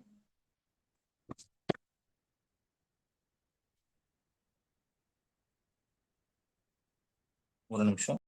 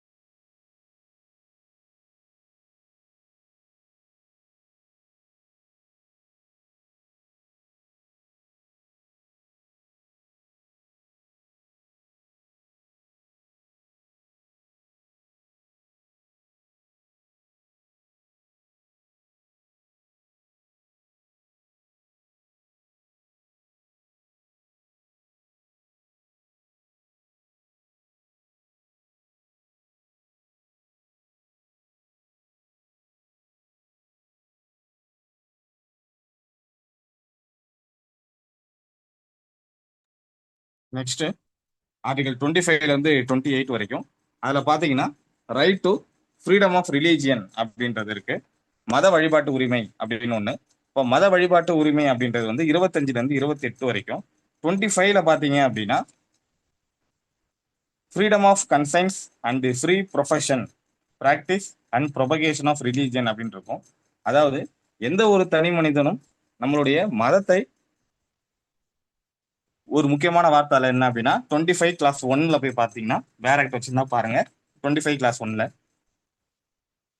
சப்ஜெக்ட் டு பப்ளிக் ஆர்டர் அப்படின்னு ஒரு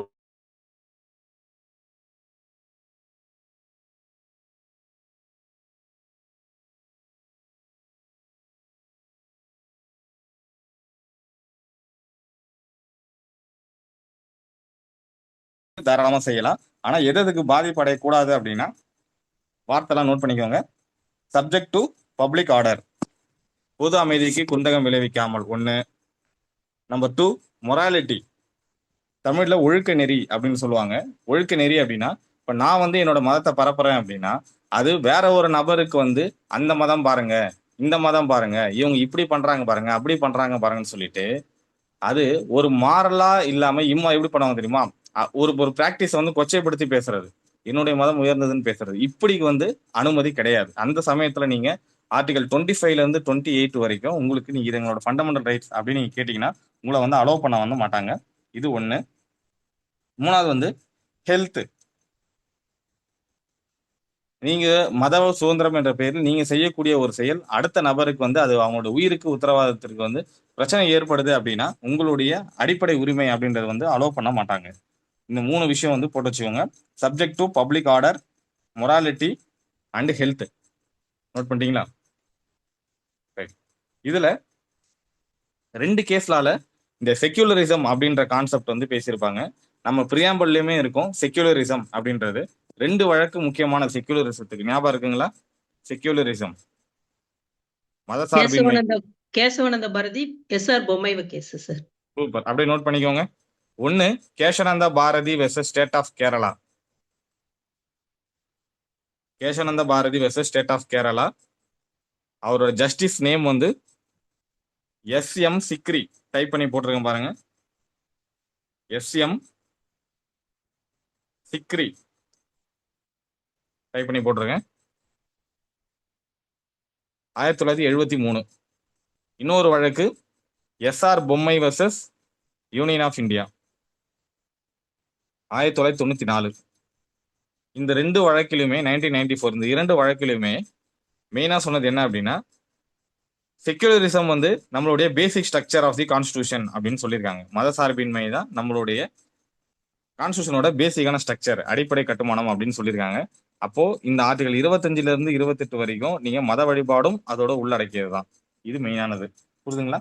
இதுல ஆர்டிகல் 25ல போய் பாத்தீங்க அப்படின்னா நீங்க வந்து தாராளமாக பிராக்டிஸ், ப்ரொஃபஷன், நீங்க பிராக்டிஸ் பண்ண முடியும், ப்ரொஃபஷன் பண்ண முடியும், ப்ரொபகேஷன் வந்து பண்ண முடியும். யாருக்கு வேணா நீங்க என்ன பண்ணலாம், பிரச்சாரம் வந்து செய்யலாம். தாராளமா எந்த ஒரு பிரச்சனையும் கிடையாது. இப்போ சப்ஜெக்டுக்கு வெளியில எந்த ஒரு நபரும் பிராக்டிஸ் பண்ணலாம்னு சொல்லியிருக்குல்ல, இதுல பர்சன் ஒரு வார்த்தை இருக்குல்ல, what is mean by person? பர்சன்னா யாரு? பர்சன் லா வந்து பர்சன்னா யார் யாருன்னு சொல்லுது? Natural person and artificial person. Super madam. Natural person, company எல்லாமே அதுல சேரும். கரெக்ட். அப்போ சைட்ல நோட் பண்ணி வச்சுக்கோங்க. பர்சன் அப்படின்னாலே 2 வகைப்படும். ஒன்னு நேச்சுரல் பர்சன், இன்னொன்னு ஆர்டிஃபிஷியல் ஆர் லீகல் பர்சன் அப்படின்னு சொல்லுவாங்க. அப்போ நேச்சுரல் பர்சன்னா நாம எல்லாருமே, நம்மளுக்கு இயல்பாகவே லீகல் ரைட் எல்லாமே இருக்கு அப்படின்றதுல எல்லாருக்குமே தெரியும், ஒரு பிரச்சனை இல்லை. ஆனா செகண்ட் ஒன்னா இருக்கக்கூடியது ஆர்டிஃபிஷியல் அல்லது லீகல் பர்சன் அப்படின்னு சொல்லுவாங்க. இது யார் யாரு அப்படின்னு பாத்தீங்கன்னா ஒவ்வொரு நிறுவனம், கம்பெனி, தொழிற்சாலைகள், நிறுவனம், இது எது வேணா இருக்கலாம். நீங்க அதனாலதான் நீங்க ஒரு கம்பெனி மேல கேஸ் ஃபைல் பண்றீங்க அப்படின்னா கூட நாம என்ன பண்ணுவோம் அப்படின்னா ரெஸ்பாண்டன்ட், இப்ப நான் வந்து ஒரு கம்பெனி மேல வழக்கு போடுறேன் அப்படின்னா ஃபர்ஸ்ட் ரெஸ்பாண்டன்ட் 1 யாரை சேர்ப்பாங்க அப்படின்னா அந்த கம்பெனியை தான் சேர்ப்பாங்க. ரெஸ்பாண்டன்ட் 2 தான் யாரை சேர்ப்பாங்கன்னா அந்த கம்பெனியை ரெப்ரசன்ட் பண்ணி இருக்கக்கூடிய அந்த சிஇஓவோ இல்ல மேனேஜரோ அவர் பேரை போட்டு தி மேனேஜர் அப்படின்னு போட்டுட்டு, இல்ல அந்த கம்பெனியை போட்டுட்டு ரெப்ரசன்டட் பை தி மேனேஜர் அப்படின்னு 2வது R2 யாரை சேர்ப்பாங்க, அந்த நபரை வந்து சேர்ப்பாங்க. இப்போ R1 போட்டோம்ல நம்ம கம்பெனியை, ஏன் கம்பெனியை போடுறோம்? கம்பெனி போட வேண்டிய அவசியம் என்ன? நேரடியா அந்த பேரை அந்த சிஇஓ மேனேஜர் பேரை போட்டு கம்பெனி பேர் போட்டுக்கலாம்ல. கம்பெனி வந்து பதில் பேசுமா?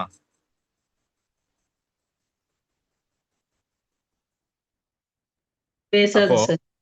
நோ சார், லீகல் பர்சன் நல்லா கொண்டு வரோம் சார். லீகல் பர்சன்னால ஏன் அப்படின்னா, எல்லாரும் சொல்றாங்க, இப்போ நான் வந்து ஒரு கம்பெனி வச்சிருக்கேன், என் கம்பெனி திவால் ஆயிடுச்சு சார் அப்படின்னு நான் சொல்றேன்னா, இன்சால்வெண்ட் ஆயிடுச்சு, இன்சால்வன்சி தமிழ்ல நொடிப்பு நிலை ஆகிவிட்டது அப்படின்னா, இன்சால்வெண்ட் நான் ஆகல. நான் ஒரு 50 கோடி வச்சிருக்கேன் அப்படின்னா என் பணம் ஜீரோ ஆகல. நம்ம எல்லாம் ப்ராப்பர்ட்டி எல்லாம் இன்வெஸ்ட்மெண்ட் பண்ண பாருங்க அந்த கம்பெனி. அந்த கம்பெனியோட லாபம் எல்லாம் நஷ்டமாயி போய் ஜீரோவாகி கம்பெனி நஷ்டமாயிடுச்சு. அதனாலதான் கம்பெனிக்கு மேல ப்ராப்பர்ட்டியில ஒரு அமௌண்ட் இருக்கும் பாருங்க. அப்ப அந்த அமௌண்ட்டை நம்ம கிளைம் பண்ணணுன்றதுக்காக தான் ரெஸ்பாண்டன்ட் 1 கம்பெனி பேரை போடுவாங்க, ரெஸ்பாண்டன்ட் 2 நாம அதை ரெப்ரசென்ட் பண்ணி யாருக்கு வர அப்படி போடுவாங்க. இப்படி ஆர்டிகல் 25ல இருந்து 28 சொல்லக்கூடிய அந்த பர்சன் அப்படின்னா அது கம்பெனியும் உள்ளடக்கிடும். நீங்க அந்த ஐடியல்ஸ்ன்னு சொல்லக்கூடிய அந்த சாமி சிலைகள் இருக்கு பாத்தீங்களா, அவங்களும் நீங்க அந்த லீகல் பர்சனுக்குள்ள வந்துருவாங்க. அதனாலதான் நீங்க ஏதாவது ஒரு கோவில்ல நீங்க பாத்தீங்க அப்படின்னா, இப்ப திருப்பதியில போயிட்டு எல்லாம் இன்வெஸ்ட்மெண்ட் எல்லாம் வந்து நம்மளுடைய காணிக்கை கொடுக்குறாங்க அப்படின்னா, அந்த காணிக்கையை கொடுப்பது என்பது திருப்பதி ஏழுமலையானுக்கு தான். பார்த்தசாரதி கோயில் கொடுக்குன்னா பார்த்தசாரதிக்கு தான் அந்த அமௌண்ட் கொடுக்குறாங்க. நான் எடுத்துட்டு போய் அங்க இருக்கக்கூடிய அந்த அறம் காவலருக்கு, ஏன்னா அவர் தானே அவரை சாமி பேசுமா, அறம் காவலர் தானே பேசுவாரு அப்படின்னா, என்னோட சொத்து எல்லாமே எல்லாமே யாருக்காக? அல்லாவுக்காக, ஜீசஸுக்காக, ஏழுமலையானுக்காக. அங்கதான் நம்ம காணிக்கையா கொடுக்குறோம். அது தங்கமா இருக்கலாம், பணமா இருக்கலாம். அப்ப இங்க என்ன பிரச்சனைனா, அந்த கோவில்ல இருக்கக்கூடிய ஏதேனும் ஒரு சிலையை யாராவது திருட்டு போயிட்டா கூட, சார் ஒரு சிலை தானே சார் திருட்டினாங்க, இதான் ஒரு பிரச்சனையா அப்படின்னா அது பிரச்சனை தான். அதனாலதான் உடனே தடிப்பணை அமைச்சு உடனே அந்த சிலையை ஏன் கண்டுபிடிக்கிறாங்க? ஒரு லீகல் பர்சனோட லீகல் ரைட் வந்து வயலேஷன் ஆயிடுச்சு. அப்ப லீகல் பர்சன் அவர் மேல இன்வெஸ்ட்மெண்ட் இருக்கு. அதனால ஒரு கோவிலுக்கு நிறைய பள்ளிக்கூடங்கள் கட்டுவாங்க. ஒரு கோவிலுக்கு பாத்தீங்கன்னா நிறைய கல்யாண மண்டபம் கட்டுவாங்க. அது கல்யாண மண்டபம் வந்து ஜாலிக்கா அந்த ஒரு ஒரு என்டர்டைன்மெண்ட் கிடையாது. அதன் மூலமா வரக்கூடிய வருவாயை, அந்த வருவாயை யாருக்கு போடுவாங்க அப்படின்னா, நீங்க இந்த ஆர்டிகல் 25 28 பாத்தீங்கன்னா டினாமினேஷன் ஒரு வார்த்தை இருக்கும். அந்த டினாமினேஷன்னா என்ன? எந்தெந்த ஒரு கோவில் இருக்குன்னா அந்த கோவிலுக்கு 4 கல்யாண மண்டபம் இருக்கும், பள்ளிக்கூடங்கள் இருக்கும், கல்லூரிகள் இருக்கும். அப்ப இதன் மூலம் வருவாய் யாருக்கு? அந்த கோவில் சாமிக்கானது. அது யாருமே கொண்டாட முடியாது. அதனாலதான் இதுல எல்லாத்தையும் பராமரிக்கணும் அப்படின்றதுக்காக தான் ஹெச்ஆர்என்சி டிபார்ட்மெண்ட்னு ஒண்ணு இருக்கு. Hindu religious and charitable endowment டிபார்ட்மெண்ட்டே இருக்கு. அப்ப அதோட நோக்கம் என்ன அப்படின்னா, சின்ன கோவில் இருக்கும், பெரிய கோவில் இருக்கும். எல்லா கோவில்லையும் நீங்க வந்து மொத்தமா பாத்தீங்கன்னா, இப்ப அதனால நீங்க பாத்தீங்கன்னா ஒரு சில இடத்துல இப்ப இந்த பெருமாள் கோவில்லாம் பாத்தீங்கன்னா நல்லா கொஞ்சம் போர்ஷா நல்லா பயங்கரமா அதுக்கான 12 வருஷத்துக்கு முறை கும்பாபிஷேகம் பண்றது இதெல்லாம் நல்லா பண்ணுவாங்க. இதை நீங்க ஒரு தெரு முனையில கூட சின்ன சின்ன கோவில்லாம் பாருங்க, பொன்னியம்மன் கோவில்லாம் பாருங்க, ரொம்ப சிம்பிளா இருக்கும். அங்க இருக்க ஒரே ஒரு பூசாரி கூட காலையில வந்து பூஜை பண்ணிட்டு போயிடுவாரு. அப்ப இங்க விஷயம் என்ன அப்படின்னா, கிளியராவே எல்லா இடத்துலயுமே இந்த முத்தாரம்மன் கோவில்னு இருக்கும். அந்த கோவில் எல்லாமே நல்லாவே வந்து சிறப்பா இருக்கும். பெருமாள் கோவில் எல்லாமே சிறப்பா இருக்கும். பார்த்தசாரதி கோயில சிறப்பா இருக்கும். முருகன் கோவில் எல்லாம் நல்லா இருக்கும். ஆனா இந்த பொன்னியம்மன் கோவில் பாருங்க, கன்னியம்மன் கோவில் பாருங்க, இதெல்லாம் பாருங்க சிம்பிளா இருக்கும். அதுக்கு பெயிண்ட் கூட அடிச்சிருக்க மாட்டாங்க. அப்ப இங்க விஷயம் என்னன்னா, எல்லாருமே இப்படி தனித்தனியா ஒரு ஒரு கோவில் இருந்துச்சு அப்படின்னா, அந்த கோவில்கள் எல்லாமே யார் யாரெல்லாம் காணிக்கை அதிகம் வரக்கூடிய கோவில்கள் சிறப்பானதாகவும், அதை பராமரிக்கிறதுக்காகவும், அந்த அந்த இருக்கக்கூடிய நபர்களுக்கு ஊதியம் எல்லாமே கொடுக்கணும், அதை பராமரிக்கணும், மெயின்டெனன்ஸ் பண்ணணும், இவ்வளவு விஷயங்கள் இருக்கா. பணமே வராத சின்ன சின்ன கோவில் எல்லாமே கடைசி வரையும் பாழடைஞ்சே இருக்கும். அப்ப இந்த மாதிரி ஒரு டிஃபரன்ஸ் வரக்கூடாதுன்றதுக்காக தான் ஒரு கவர்மெண்ட் என்ன பண்ணோம் அப்படின்னா, உங்ககிட்ட வரக்கூடிய வருமானங்கள் எல்லாத்தையுமே நீ யார்கிட்ட கொடுத்துடணும்? கவர்மெண்ட் கிட்ட கொடுத்துடணும். அந்த கவர்மெண்ட் தான் HRNC department, Hindu religious charitable endowment department. அந்த டிபார்ட்மெண்ட் கொடுத்துட்டீங்கன்னா, அவங்க நகையை நீங்க நகையா கொடுத்தீங்கன்னா எல்லாத்தையுமே பாரா மாத்திடுவாங்க. அந்த பார் எடுத்து போய் பேங்க்ல வச்சு இன்வெஸ்ட்மெண்ட் பண்ணி அதுல வரக்கூடிய வருமானத்தை தூக்கி கோயிலுக்கு இன்வெஸ்ட்மெண்ட் பண்ணுவாங்க. இது எல்லாமே இருக்கக்கூடிய ஹெச்ஆர்என்சில இருக்கக்கூடியது. இது எல்லாத்தையுமே வசூல் பண்ணி, இப்ப ஏதாவது ஒரு நாங்க சார் பொன்னியம்மன் கோயில இருந்து வரோம், நம்மளும் வந்து இந்த கவர்மெண்ட் ரெகனைஸ் பண்ணதுதான். அப்ப இதுக்கு நீங்க லீகல் ரைட் எல்லாமே இருக்கு. அப்ப அதனாலதான் நீங்க எல்லா கோவிலும் பாத்தீங்கன்னா அரசு என்னன்னு போட்டிருப்பாங்க, ஒரு ஒரு சின்ன சின்ன கோவில்ல கூட. ஏன்னா அந்த கோவில் எதுல இருக்கு? ஹெச்ஆர்என்சி டிபார்ட்மெண்ட்ல இருக்கு. அப்ப நீங்க அரசு கோவில்னு போயிட்டாலே நீங்க ஆர்டிகல் 25ல இருந்து 28 எல்லாம் நீங்க என்ன பண்ண முடியும்? உங்களோட மத வழிபாடை வந்து கிளைம் பண்ண முடியும். அப்ப நீங்க சின்ன கோவிலா இருக்கீங்க, உங்களுக்கு வருமானமே வராது. ஆனா நீங்க என்ன பண்ணணும்? 12 வருஷத்துக்கு ஒரு முறை கும்பாபிஷேகம் நடத்தணும், வருஷத்துக்கு ஒரு முறை நீங்க வந்து எல்லா திருவிழா நடத்தணும். இதெல்லாம் எப்படி ஃபண்ட் இருக்கும்? அப்ப இவங்க என்ன பண்ணுவாங்க? கவர்மெண்ட் கிட்ட கேட்பாங்க, ஹெச்ஆர்என்சி டிபார்ட்மெண்ட் கேட்பாங்க. அப்ப ஹெச்ஆர்என்சி டிபார்ட்மெண்ட் என்ன பண்ணும் அப்படின்னா, எந்தெந்த எல்லா கோவிலும் நல்ல கோவில் இருந்தும் வருமானம் வரும், ஏழ்மையான கோவில் இருந்தும் வருமானம் வரும். இது எல்லாத்தையும் வச்சு ஷேர் பண்ணி ஈக்குவலா எல்லா கோவிலும் நல்லா பராமரிக்கணும் அப்படின்றதுக்காக தான் ஹெச்ஆர்என்சி டிபார்ட்மெண்ட்னு ஒன்று வச்சிருக்காங்க. இப்ப நான் சொன்ன வரைக்கும் புரியுதுங்களா? இதுல ஹெச்ஆர்என்சி டிபார்ட்மெண்ட்ல வராத ஒரு கோவில் இருக்கு, தெரியுமா? தமிழ்நாட்டுல ஹெச்ஆர்என்சி டிபார்ட்மெண்ட் கண்ட்ரோல்லே வராத ஒரே ஒரு கோயில் இருக்கு, பெரிய கோவில். சிதம்பரம் நடராஜர் கோயிலுங்களா சார்? ஆமா, சிதம்பரம் நடராஜர் கோவில் முழுக்க முழுக்க அங்க இருக்கக்கூடிய தீட்சிதர்களால மெயின்டைன் பண்ணப்படுது. அங்க வரக்கூடிய ரெவன்யூஸ், அந்த ஃபண்டு, இது எல்லாமே சிதம்பரம் நடராஜர் கோயில் இருக்கக்கூடிய அவங்களே வந்து பண்ணிப்பாங்க. இதெல்லாம் எதுக்கு சொல்றேன் அப்படின்னா, 25ல இருந்து 28க்குள்ள ஒரு வார்த்தையும் நீங்க பாத்தீங்கன்னா, நான் சொன்ன இப்ப எல்லாமே ஃபாஸ்டா சொல்லி இந்த கான்செப்ட் நான் சொன்னதெல்லாம் மைண்ட்ல புரியுதுங்களா? ஹெச்ஆர்என்சி டிபார்ட்மெண்ட் அவங்க வேலை, அவங்களுக்கு என்னென்ன லீகல் ரைட் இருக்கு, இது எல்லாமே பர்சன்னா யாரு, லீகல் பர்சன் யாரு, நேச்சுரல் பர்சன் யாரு. அதனால நீங்க போய் ஏன்னா ஒரு கோயில் நிலத்துல வந்து ஏதோ ஒரு வீடு கட்டியிருக்காங்க, அது என்கரேஜ்மெண்ட் பண்ணியிருக்காங்கனால ஹெச்ஆர்என்ஸ் நீங்க போய் அந்த கமிஷனர் கிட்ட பெட்டிஷன் போடணும், ஆர்கியூ பண்ணணும், விட்னஸ் ஏற்றணும், அவர் ஆர்டர் போடுவாரு. இவ்வளவு விஷயங்கள் எல்லாமே குவாசி ஜுடிஷியல் ஃபங்க்ஷன்ஸ் எல்லாமே நடக்கும். எதுக்காக அப்படின்னா அவங்க வந்து ஒரு லீகல் பர்சன் அப்படின்றதுனாலதான். புரியுதுங்களா? அப்போ ஆர்டிகல் 25ல பாத்தீங்கன்னா ஃப்ரீடம் டு ப்ரொஃபஸ், நீங்க ப்ரொபகேஷன் என்ன வேணா பண்ண முடியும், மத வழிபாட பண்ண முடியும், பிரச்சாரமும் பண்ண முடியும். நீங்க பாத்தீங்கன்னா ஒரு சில இடத்துல ரோட்ல நின்று நோட்டீஸ் எல்லாம் கொடுப்பாங்க, தாராளமா பண்ணலாம். ஆனா ஒண்ணு பண்ணக்கூடாது. என்ன பண்ணக்கூடாது? ஆர்டிகல் 25(1) சொல்லியிருக்க போல, சப்ஜெக்ட் டு பப்ளிக் ஆர்டர், பொது அமைதிக்கு பிரச்சனை வரப்போகுதுன்னா உங்களை அலோவ் பண்ண மாட்டாங்க. மொராலிட்டி, நீங்க வந்து அடுத்தவங்களோட நம்பிக்கையில வந்து பிரச்சனை பண்ணீங்கன்னா அதை அலோவ் பண்ண மாட்டாங்க. ஹெல்த், இல்ல நான் பெரிய கத்தியை வச்சுதான் ரோட்ல நடப்பேன், இது எங்க சாமியோட இது அப்படின்னு நீங்க சொன்னா அலோவ் பண்ண மாட்டாங்க. ஏன்னா அது அடுத்தவங்களோட உயிருக்கு உத்தரவாதம் இல்லை அப்படின்னால ஹெல்த்துக்குள்ள வந்துடும். இப்படி இது எல்லாம் தாராளமா ஆர்டிகல் 25 நீங்க பண்ண முடியும். அந்த 25லயே ஒரு சில நபர்களுக்கு நீங்க பாத்தீங்க அப்படின்னா 25ல எக்ஸ்பிளனேஷன்ல நீங்க பாத்தீங்கன்னா கிர்பான் அப்படின்னு ஒரு வார்த்தை இருக்கும். KIRPANS, கிர்பான் அப்படின்னு ஒரு வார்த்தை இருக்கும். இந்த கிர்பான்னா என்ன அப்படின்னா 9 இன்ச்சு அளவுள்ள சிறிய கத்தியை வைத்துக் கொள்வதற்கு அந்த சிங் இருக்காங்க பாத்தீங்களா, அந்த சீக்கிய மதத்தை பின்பற்றக்கூடிய நபர்களுக்கு மட்டும் 9 இன்ச்சு அளவுள்ள சிறிய ரக கத்தியை வைத்துக் கொள்வதற்கு அனுமதி உண்டு. புரியுதுங்களா?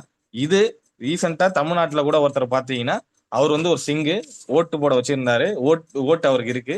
அவர் ஓட்டு போட போகும்போதும் அந்த சிங்கு தலப்பாகையில் அவர் வந்து என்ன பண்றாரு, சிறிய கத்தி ரக எடுத்துட்டு தான் போய் ஓட்டு போட போறாரு. ஆனா அவர் ஓட்டு போட அனுமதிக்கல. அதை எதிர்த்து அவர் வந்து பிரச்சனை பண்ணி கடைசியில வந்து தேர்தல் ஸ்டேட் எலெக்ஷன் கமிஷன் ஆபீசர் வரைக்கும் போயிட்டு அதுக்கப்புறம் தான் அவர் ஓட்டு போட அனுமதிச்சாங்க. இது அவரோட பிராக்டிஸ் அப்படின்றதுனால. இது ரீசெண்டா இப்ப நடந்த 2026 தேர்தல் எம்எல்ஏ எலெக்ஷன்ல. ரைட். அப்போ அந்த சீக்கிய மதத்த நபர்களுக்கு 5K அப்படின்னு சொல்லுவாங்க, 5K அப்படின்னு சொல்லுவாங்க. அதாவது கிர்பான், கச்சா இந்த மாதிரிலாம் சொல்லுவாங்க. இதெல்லாம் சப்ஜெக்டுக்கு வெளியில. அப்போ நீங்க எந்த ஒரு மத நபரும் அந்த எல்லா சீக்கியர்களும் பாத்தீங்கன்னா ஒரே மாதிரியா இருப்பாங்க. எல்லாருமே தலைப்பாகை கட்டணும். 5Kல தலைப்பாகை ஒண்ணு, தாடி வச்சுக்கணும், கையில காப்பு போட்டிருப்பாங்க, கச்சான்னு சொல்லக்கூடிய ஒரு ட்ரௌசர்ஸ் வந்து போட்டிருப்பாங்க, கடைசியா கிர்பான்னு சொல்லக்கூடிய சிறிய ரக கத்தியை வச்சிருப்பாங்க. இந்த 5மே வச்சிருந்தாதான் அவங்களோட மத வழிபாடு. அப்ப இது எல்லாமே ஆர்டிகல் 25 கீழே எல்லாமே allowed, only subject to the public order, morality and health. இது எல்லாமே ஆர்டிகல் 25ல சொல்லியிருப்பாங்க. 26ல போய் நீங்க பாத்தீங்க அப்படின்னா freedom to manage religious affairs அப்படின்னு ஒரு வார்த்தை இருக்கும். அது கோவில், மதம், அதை சார்ந்து இருக்கக்கூடிய எல்லா அஃபயர்ஸுமே.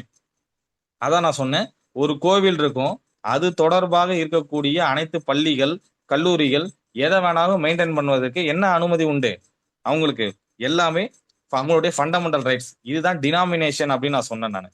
புரியுதுங்களா? அப்ப இங்க என்னன்னா freedom to manage religious affairs, அதுலயுமே அது சேரிட்டபிள் பர்பஸுக்காக, அவங்க மக்களுடைய நலனுக்காக அந்த கோவிலை சார்ந்து இருக்கக்கூடிய அனைத்து வழிபாட்டு தலங்களும், அது மண்டபமா இருக்கலாம், பள்ளிக்கூடமா இருக்கலாம், என்ன விஷயம் வேணா இருக்கலாம், இடமா இருக்கலாம், எது வேணா இருக்கலாம், அது மூவபிள் ஆர் இம்மூவபிள் ப்ராப்பர்ட்டி. நீங்க ஆர்டிகல் 26ல போய் பாத்தீங்கன்னா மூவபிள் ஆர் இம்மூவபிள் ப்ராப்பர்ட்டி எது வேணுமானாலும் இருக்கலாம். புரியுதுங்களா? இப்ப நீங்க பாத்தீங்கன்னா ஒரு சில இதுல சாலைன்னு வச்சிருப்பாங்க, பசு தொழுவெல்லாம் வச்சிருப்பாங்க. அது மூலயமா வருமானம் என்ன வேணா பண்ண முடியும். எல்லாம் யாருக்கு போவோம்? எல்லாமே சாமிக்கு போவோம். ஏன்னா அவங்களுடைய லீகல் ரைட் அப்படின்றதுனால. இது ஆர்டிகல் 26க்கு கீழே. இப்ப நான் சொன்ன 25 26 புரியுதா சார்? ஆர்டிகல் 25 26 புரியுதா?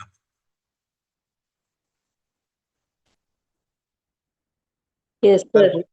ரைட். அப்போ நெக்ஸ்ட் ஆர்டிகல் 27ல போய் பாத்தீங்க அப்படின்னா நீங்க ஃப்ரீடம் ஃப்ரம் டாக்ஸ் அப்படின்னு ஒரு வார்த்தை இருக்கும். Freedom of payment of taxes, promotion of any particular religion அப்படின்னு சொல்லியிருப்பாங்க. அதாவது no person shall be compelled to be pay any taxes. எந்த ஒரு நபரும் வரி செலுத்துவதற்கு என்ன பண்ணக்கூடாது, யாருக்குமே வரி வசூல் பண்றதுக்கு எந்த ஒரு அனுமதியும் கிடையாது. ஏன்னா இது அவங்களோட மத வழிபாட்டு சுதந்திரம்.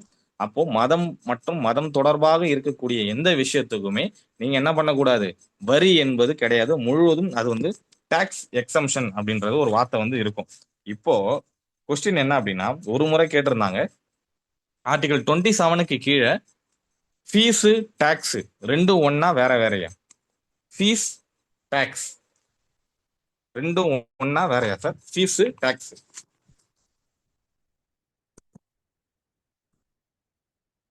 டாக்ஸ் வசூல் பண்ணக்கூடாதுன்னு சொல்லிட்டாங்க. அப்பனா நீங்க கோயிலுக்கு போகும்போது நீங்க வந்து சாமியை பாக்குறதுக்கு 100 ரூபாய், 300 ரூபாய், 500 ரூபான்னு சொல்றாங்கல்ல.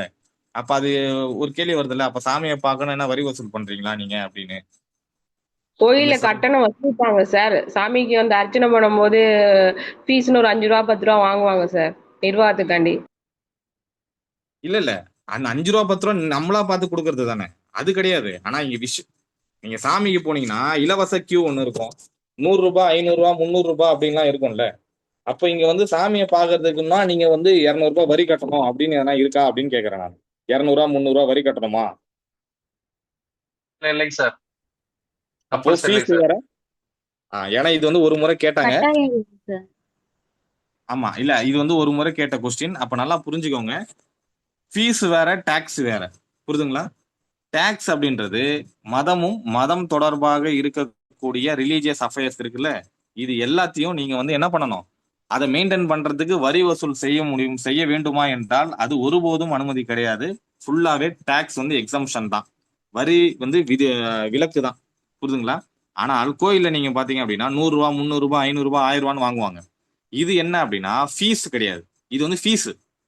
அது ஃபீஸ்னா என்ன அப்படின்னா, உங்களை அந்த சாமியை பார்க்கறதுக்காக நிறைய பேர் வேலை செய்வாங்க, எவ்வளவு பேர் ஒழுங்குபடுத்துவாங்க, ஃபுட்டு வந்து ப்ரொவைட் பண்ணுவாங்க, அங்க போலீஸ் மற்ற விஷயங்கள்லாம் இருக்கும், ஹெல்ப் பண்ணுவாங்க, அவங்க இருக்கக்கூடிய நபர்களுக்கு வேலை செய்வாங்க, லைட் செட் இந்த மாதிரி சர்வீஸ் அது. இப்போ நார்மலாக நம்ம வந்து ஃபீஸ் எதுக்கு வாங்குவோம்? ஒரு சர்வீஸ்க்காக வாங்குவோம். ஒரு டியூஷன் சொல்லி கொடுக்குறாங்கன்னா எதுக்கு வாங்குவாங்க? அவங்க சொல்லக்கூடிய டீச்சிங்க்கு ஃபீஸ். அப்ப இங்க ஃபீஸ் என்பது வேற, டாக்ஸ் என்பது வேற. டாக்ஸ் முழுவதும் வரி வசூல் வந்து பண்ணவே கூடாது, அது ஒருபோதும் அனுமதி கிடையாது, கான்ஸ்டியூஷன்லயுமே கிடையாது, ஏன்னா அது எக்ஸம்ஷன். ஆனா ஃபீஸ் வந்து வாங்குவாங்க, அதுதான் அந்த 100 ரூபாய் 50 ரூபாய். அந்த 100 ரூபாய் என்பது நீங்க வந்து சாமியை பார்க்கறதுக்காக வரி அல்ல, அது வந்து சாமியை பார்க்கறதுக்காக ஏற்பாடு செஞ்சிருக்காங்க பாத்தீங்களா, அதுல வந்து நீங்க கொடுக்குற சர்வீஸ் டாக்ஸ், சர்வீஸ் அது. புரியுதுங்களா? ஒரு ஊதியம் போல நீங்க அந்த சர்வீஸுக்கு அவங்க பண்றதுக்காக நீங்க போய் பாக்குறது, அந்த வரிசையில நிக்கிறது. உங்களுக்கு வந்து இப்ப நீங்க திருப்பதி எல்லாம் போனீங்க அப்படின்னா ஃபுட் ப்ரொவைட் பண்ணிட்டே இருப்பாங்க, பால் கொடுப்பாங்க, ரவை உப்புமா கொடுப்பாங்க, ஃபுட்டு கொடுத்துட்டே இருப்பாங்க. அப்ப இதெல்லாம் என்ன அப்படின்னா, அதெல்லாம் எப்படி கொடுப்பாங்க, நிறைய பேர் கொடுக்குற அந்த சர்வீஸ் மூலியமா இருக்கக்கூடிய அந்த பணத்தை வச்சுதான் இந்த மாதிரி ஃபண்டை வந்து ஜென்ரேட் பண்ணுவாங்க. அப்போ நீங்க சைட்ல நோட் பண்ணி வச்சுக்கோங்க, டாக்ஸ் ஃபீஸ் ரெண்டும் ஒண்ணா வேற வேறயா அப்படின்னு சைட்ல நோட் பண்ணி வச்சுக்கோங்க.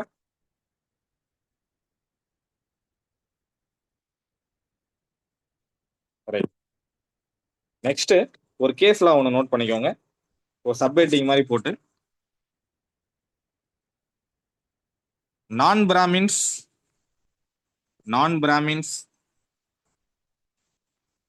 Can be appointed. Non Brahmins can be appointed. ஒரு கேஸ்ல அவன் டைப் பண்ணி போறான் பாருங்க. Non Brahmins can be appointed as pujari, as pujari in temple. Non-Brahmins can be appointed as pujari in temple. Tamil என்னன்னா, இது அனைத்து சாதியினரும் அர்ச்சகராகலாம் அப்படின்னு சொல்றாங்கல்ல, அது ரிலேட்டடான கேஸ். டைப் பண்ணி போட்டிருக்கேன் பாருங்க. Aditya versus Travancore Devasthanam board.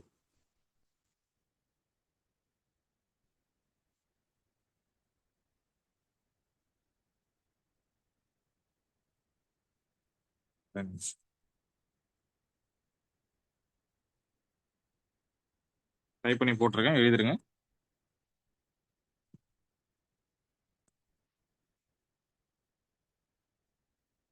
Seshammal versus state of Tamil Nadu 1972. இது எல்லாமே வந்து அனைத்து சாதியினும் அர்ச்சகனாகலாம் என்ற வழக்கு.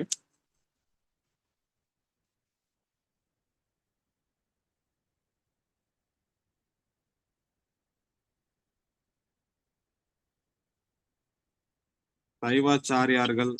சார் பட் ஆனா ரீசெண்டா தானே சார் இது டிபேட் ஆச்சு. 1972 போட்டிருக்கீங்க சார். சார் இது வந்து சுப்ரீம் கோர்ட்ல அப்பயே விவாதிக்கப்பட்ட வழக்கு சார். முதல்ல வந்து திருவாங்கூர் தேவஸ்தானம் வழக்குல தான் வந்து அனைத்து சாதியிலும் அர்ச்சகர் ஆகலாம். இது வந்து தமிழ்நாட்டுல இப்ப நம்ம இம்ப்ளிமெண்டேஷன் பண்ணது. ஆனா இதுக்கெல்லாம் பிரசிடென்ட் 70களே என்ன ஓகே. வந்ததுன்னா இந்த சேஷம்மாள் வழக்கு தான் முதல்ல. Seshammal versus state of Tamil Nadu. ஆமா ஸ்டேட் ஆஃப் தமிழ்நாடு வழக்குலயும் அந்த திருவாங்கூர் தேவஸ்தானம் போர்டு வழக்குலயும் இன்னொரு கேஸ் போடுறேன் பாருங்க. சைவாச்சாரியர்கள் நலசங்கம் வெர்சஸ் கவர்மெண்ட் ஆஃப் தமிழ்நாடு.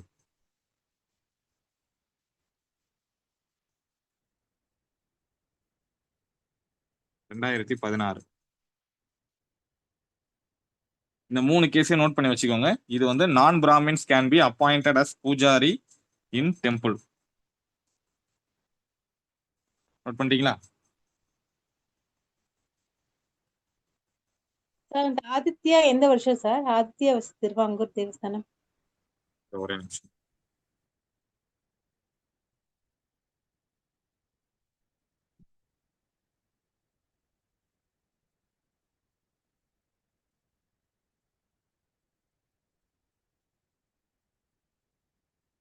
ஏன்னா ஆர்டிகல் 25ல இருந்து 28ல கேட்க வாய்ப்பு இருக்கு. அதனால நீங்க வந்து இந்த நிறைய கான்செப்ட் இது எல்லாமே பாத்துட்டீங்க அப்படின்னாலே ஒரு நிமிஷம். 2002 மேடம், அது 2002. அது ஒரிஜினலா வந்தது 1995. பிராக்கெட்ல 1995ல இருந்து கேரளா ஹைகோர்ட்ல இருந்து வந்து உச்சநீதிமன்றத்துல 2002ல ஆர்டர் ஆகுது. சரிங்களா? இந்த 3 கேஸ் வந்து நோட் பண்ணிக்கோங்க. இது ஆர்டிகல் 25க்கு கீழே. நெக்ஸ்ட்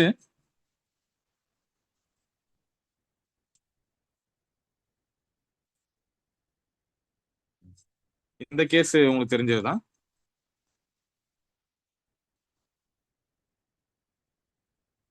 சப்ஹெட்டிங் வந்து டைப் பண்ணி போட்டுறேன் பாருங்க. Acquisition of place worship. இது வந்து சப்ஹெட்டிங்கா போடுங்க.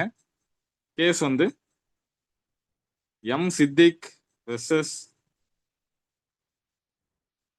மஹந்த் சுரேஷ் தாஸ். டைப் பண்ணி போட்டுருக்கேன் பாருங்க. மஹேந்த் சுரேஷ் தாஸ் 2018. இந்த கேஸ் தெரியுமா? முக்கியமானது. எம் சித்திக் வெர்சஸ்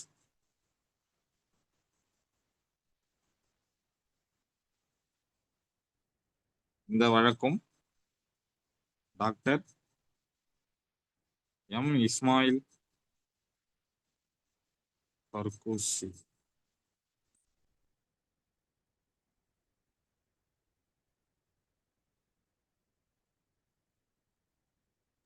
சார் இது எல்லாமே all people become an அர்ச்சகரா?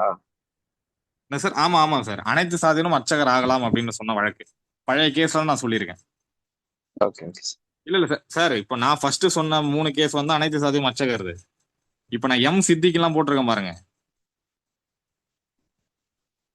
Gate பாக்ஸ்ல பாருங்க. எம் சித்திக் இஸ்மாயில் ஃபரூக். ஆமா இஸ்மாயில் ஃபரூக்கும் மேல இருக்க எம் சித்திக், இந்த 2 வழக்கும் அதுக்கு மேல போட்டிருக்கேன் பாருங்க.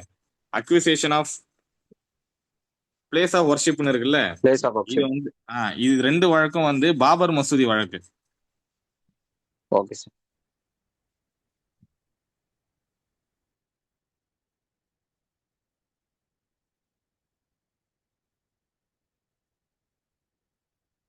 அடுத்த சப் டாபிக் வந்து ட்ரிபிள் தலாக்னு போட்டுக்கோங்க.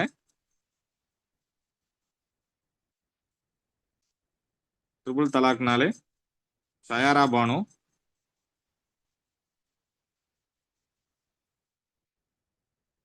Versus union of India 2017.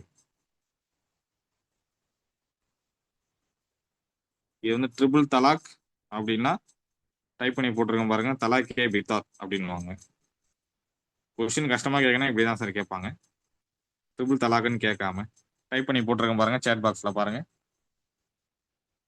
அதாவது இன்ஸ்டன்ட் தலாக் வந்து பனிஷபிள்.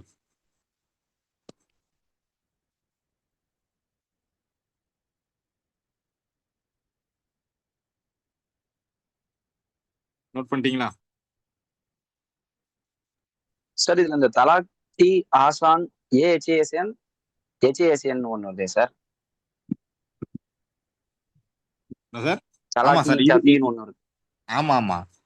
அதாவது நீங்க அந்த இதுல பாத்தீங்கன்னாலே குலா ஜுஹா இந்த மாதிரி ஒரு ஒரு டைப்பா வந்து இருக்கும். தலாக் கொடுக்கறது, பெண்கள் கொடுக்கறது, முபாரத் அப்படின்னா மியூச்சுவலா பிரியறது, இந்த மாதிரி ஒரு ஒரு டைப் இருக்கும்.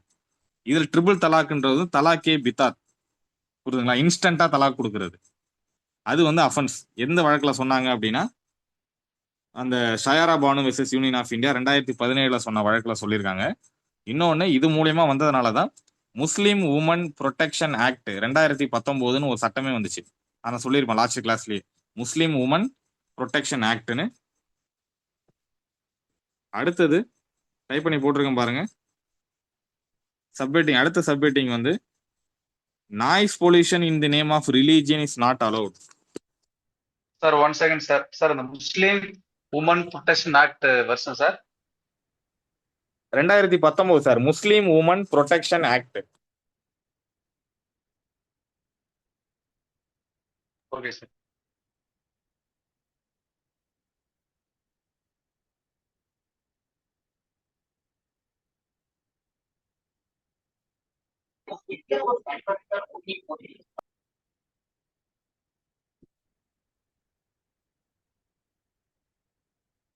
நோட் பண்ணிட்டீங்களா? அடுத்து வந்து சப்ஹெட்டிங் வந்து noise pollution in the name of religion is not allowed. Noise pollution ஒரு வார்த்தையை ஞாபகம் வச்சுக்கோங்க. அதுக்குனாலே இந்த வழக்கு தான் டைப் பண்ணி போட்டிருக்கேன் பாருங்க. இந்த வழக்கை வந்து ஃபுல் காஸ்பல் கேஸ்னு சொல்லுவாங்க. நான் எல்லாமே டைப் பண்ணி போட்டிருக்கேன் பாருங்க. கொஸ்டின் எப்படி கேட்டாலும் இதான் ஆன்சர். சர்ச் ஆஃப் காட் பிராக்கெட்ல ஃபுல் காஸ்பல். ஏன்னா சில டைம்ல வந்து சர்ச் ஆஃப் காட்லாம் கேட்க மாட்டாங்க. காஸ்பல் கேஸ் என்ன அப்படின்னு கேட்டாலும் இதுதான். SS KKRMC welfare association. Year வந்து 2000. சார் அடுத்த சப்மிட்டிங் வந்து சேட் பாக்ஸ்ல போட்டிருக்க பாருங்க. Noise pollution in the name of religion is not allowed அப்படின்னா, நான் வந்து நம்ம இந்த மத சுதந்திரம் எல்லாமே சொல்றோம், 25ல இருந்து 28 வரையும் இருக்கு, எங்களுக்கு எல்லாமே சுதந்திரம் இருக்கு அப்படின்னா, அதன் அடிப்படையில் நீங்க என்ன பண்ணக்கூடாது அப்படின்னா, பெரிய பெரிய குழா வச்சு பாட்டு போடுறது, புரியுதுங்களா? 10 மணிக்கு மேல இந்த மாதிரிலாம் பண்ணுவாங்க பாருங்க. அந்த மாதிரிலாம் பண்ணா ஒருபோதும் அலோடு கிடையாது. அது எந்த வகையில இருந்தாலுமே, புரியுதுங்களா? அதுக்கு லேண்ட்மார்க் மெயினான கேஸே கீழே நான் போட்டிருக்கேன் பாருங்க. சர்ச் ஆஃப் காடு in India versus KKRMC welfare association இருக்கா? இந்த வழக்கு தான் மிக மிக முக்கியமானது. இந்த கேஸை இந்த கொஸ்டின்ல சப்போஸ் இப்படி நாய்ஸ் பொல்யூஷன் கேஸ்னாலே, ரிலீஜியன் நாய்ஸ் பொல்யூஷன் கேஸ்னாலே நீங்க தாராளமா இந்த கேஸ் தான் எழுதணும். இதுல நீங்க அந்த ஃபுல் காஸ்பல்னு ஒரு வார்த்தை போட்டிருக்கீங்க பாத்தீங்களா, அந்த மாதிரி கூட ஒரு சைன் கேட்டிருக்கேன். ஃபுல் காஸ்பல் கேஸ் இன் தி நாய்ஸ் பொல்யூஷன் அப்படின்னு கேட்டாலுமே இதான் நீங்க எழுதணும். இதுல என்ன எழுதணும் அப்படின்னா, ஆர்டிகல் 25, 26 இருக்கா? அந்த 25 ஆர்டிகல் 25 and 26 நோட் பண்ணுங்க. Article 25 and 26. No person can be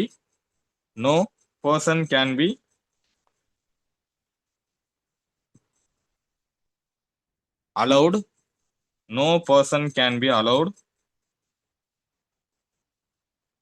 to create noise pollution.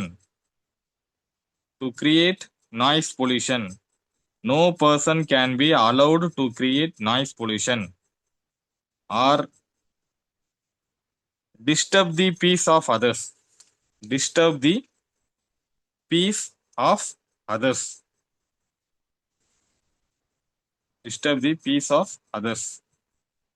Note பண்ணிட்டீங்களா சார்? நோட் பண்ணிட்டீங்களா? நான் சொன்ன வரைக்கும் இப்ப எல்லாமே நோட் பண்ணிட்டீங்களா? கொஞ்சம் ஃபாஸ்டா தான் போகணும், வேற வழி இல்லை.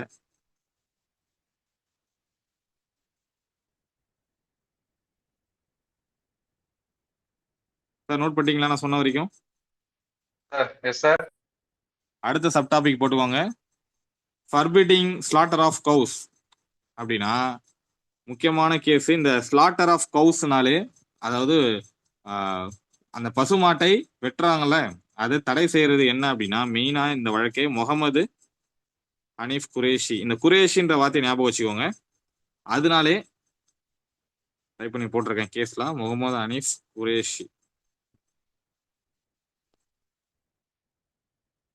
The state of Bihar 1958. Sir போட்டிருக்கேன் பாருங்க. இதுல ஆர்டிகல் 25க்கு கீழே பக்ரீத்துக்கு வந்து மாடு வெட்டுறாங்க பாத்தீங்களா? ஆன் தி பக்ரீத் டே மாடு வெட்டுறது வந்து முதல்ல 1958லயே இப்ப நான் போட்டிருக்கேன் பாருங்க கேஸ்லாம். முகமது அனீப் குரேஷி ஸ்டேட் ஆஃப் பீகார் அப்படின்ற வழக்கில் மெயினா சொன்ன விஷயம் என்னன்னா, Bakrid day on the Bakrid day type பண்ணி போட்டிருக்கேன் பாருங்க. பக்ரீத் டேல முஸ்லிம்களோட இது வந்து ஒரு எசென்ஷியல் பார்ட் ஆஃப் இஸ்லாமோட ஒரு எசென்ஷியல் கட்டாய கடமையா அப்படின்னா இல்ல. அவங்க சொல்ற இந்த வழக்குல சொன்னது ஆகையினால பசுவை வெட்டுறது வந்து அஃபென்ஸ். ஏன்னா கட்டாய கடமைனா என்னது? 5 வேளை தொழுன்றது கடமை, ஹஜ்ஜுக்கு போகணும் அப்படின்றது கடமை, இது எல்லாமே கடமை. நோன்பு வைக்கணுன்றது கடமைன்றும் போது பக்ரீத் டேல பசுமாடை வெட்டுறது கடமையானா அது கடமை இல்லை. ஆகையினால இது வந்து அவங்களோட ஃபண்டமெண்டல் ரைட்ஸ் ஆர்டிகல் 25க்கு கீழே கிளைம் பண்ண முடியாது அப்படின்னு சொன்ன வழக்கு Mohammed Hanif Qureshi versus state of Bihar 1958. Bakrid டேல வாஸ் நாட் அண்ட் டைப் பண்ணி போட்டிருக்கேன் பாருங்க, எசென்ஷியல் பார்ட் ஆஃப்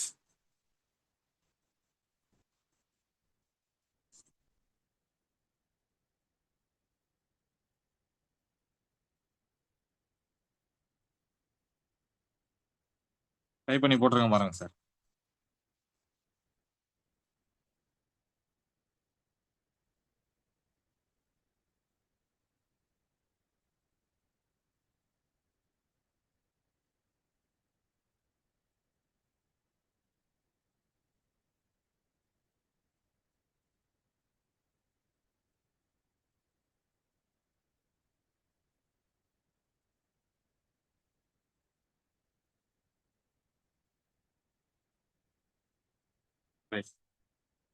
நோட் பண்ணிட்டீங்களா?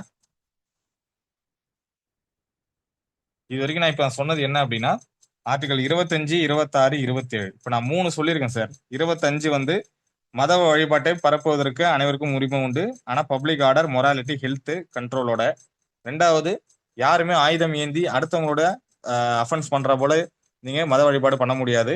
ஆனா அது சீக்கிய மதத்திற்கு இருக்கக்கூடிய அந்த கிருப்பான் அப்படின்னு சொல்லக்கூடிய 9 இன்ச் அளவுள்ள சிறிய ரக கத்தியை மட்டும் வச்சுக்கிறது அனுமதி உண்டு. இதெல்லாம் ஆர்டிகல் 25 கீழே இருக்கக்கூடியது. 26 போய் பாத்தீங்க அப்படின்னாலே 4 விஷயம் வந்து அதில் சொல்லியிருப்பாங்க.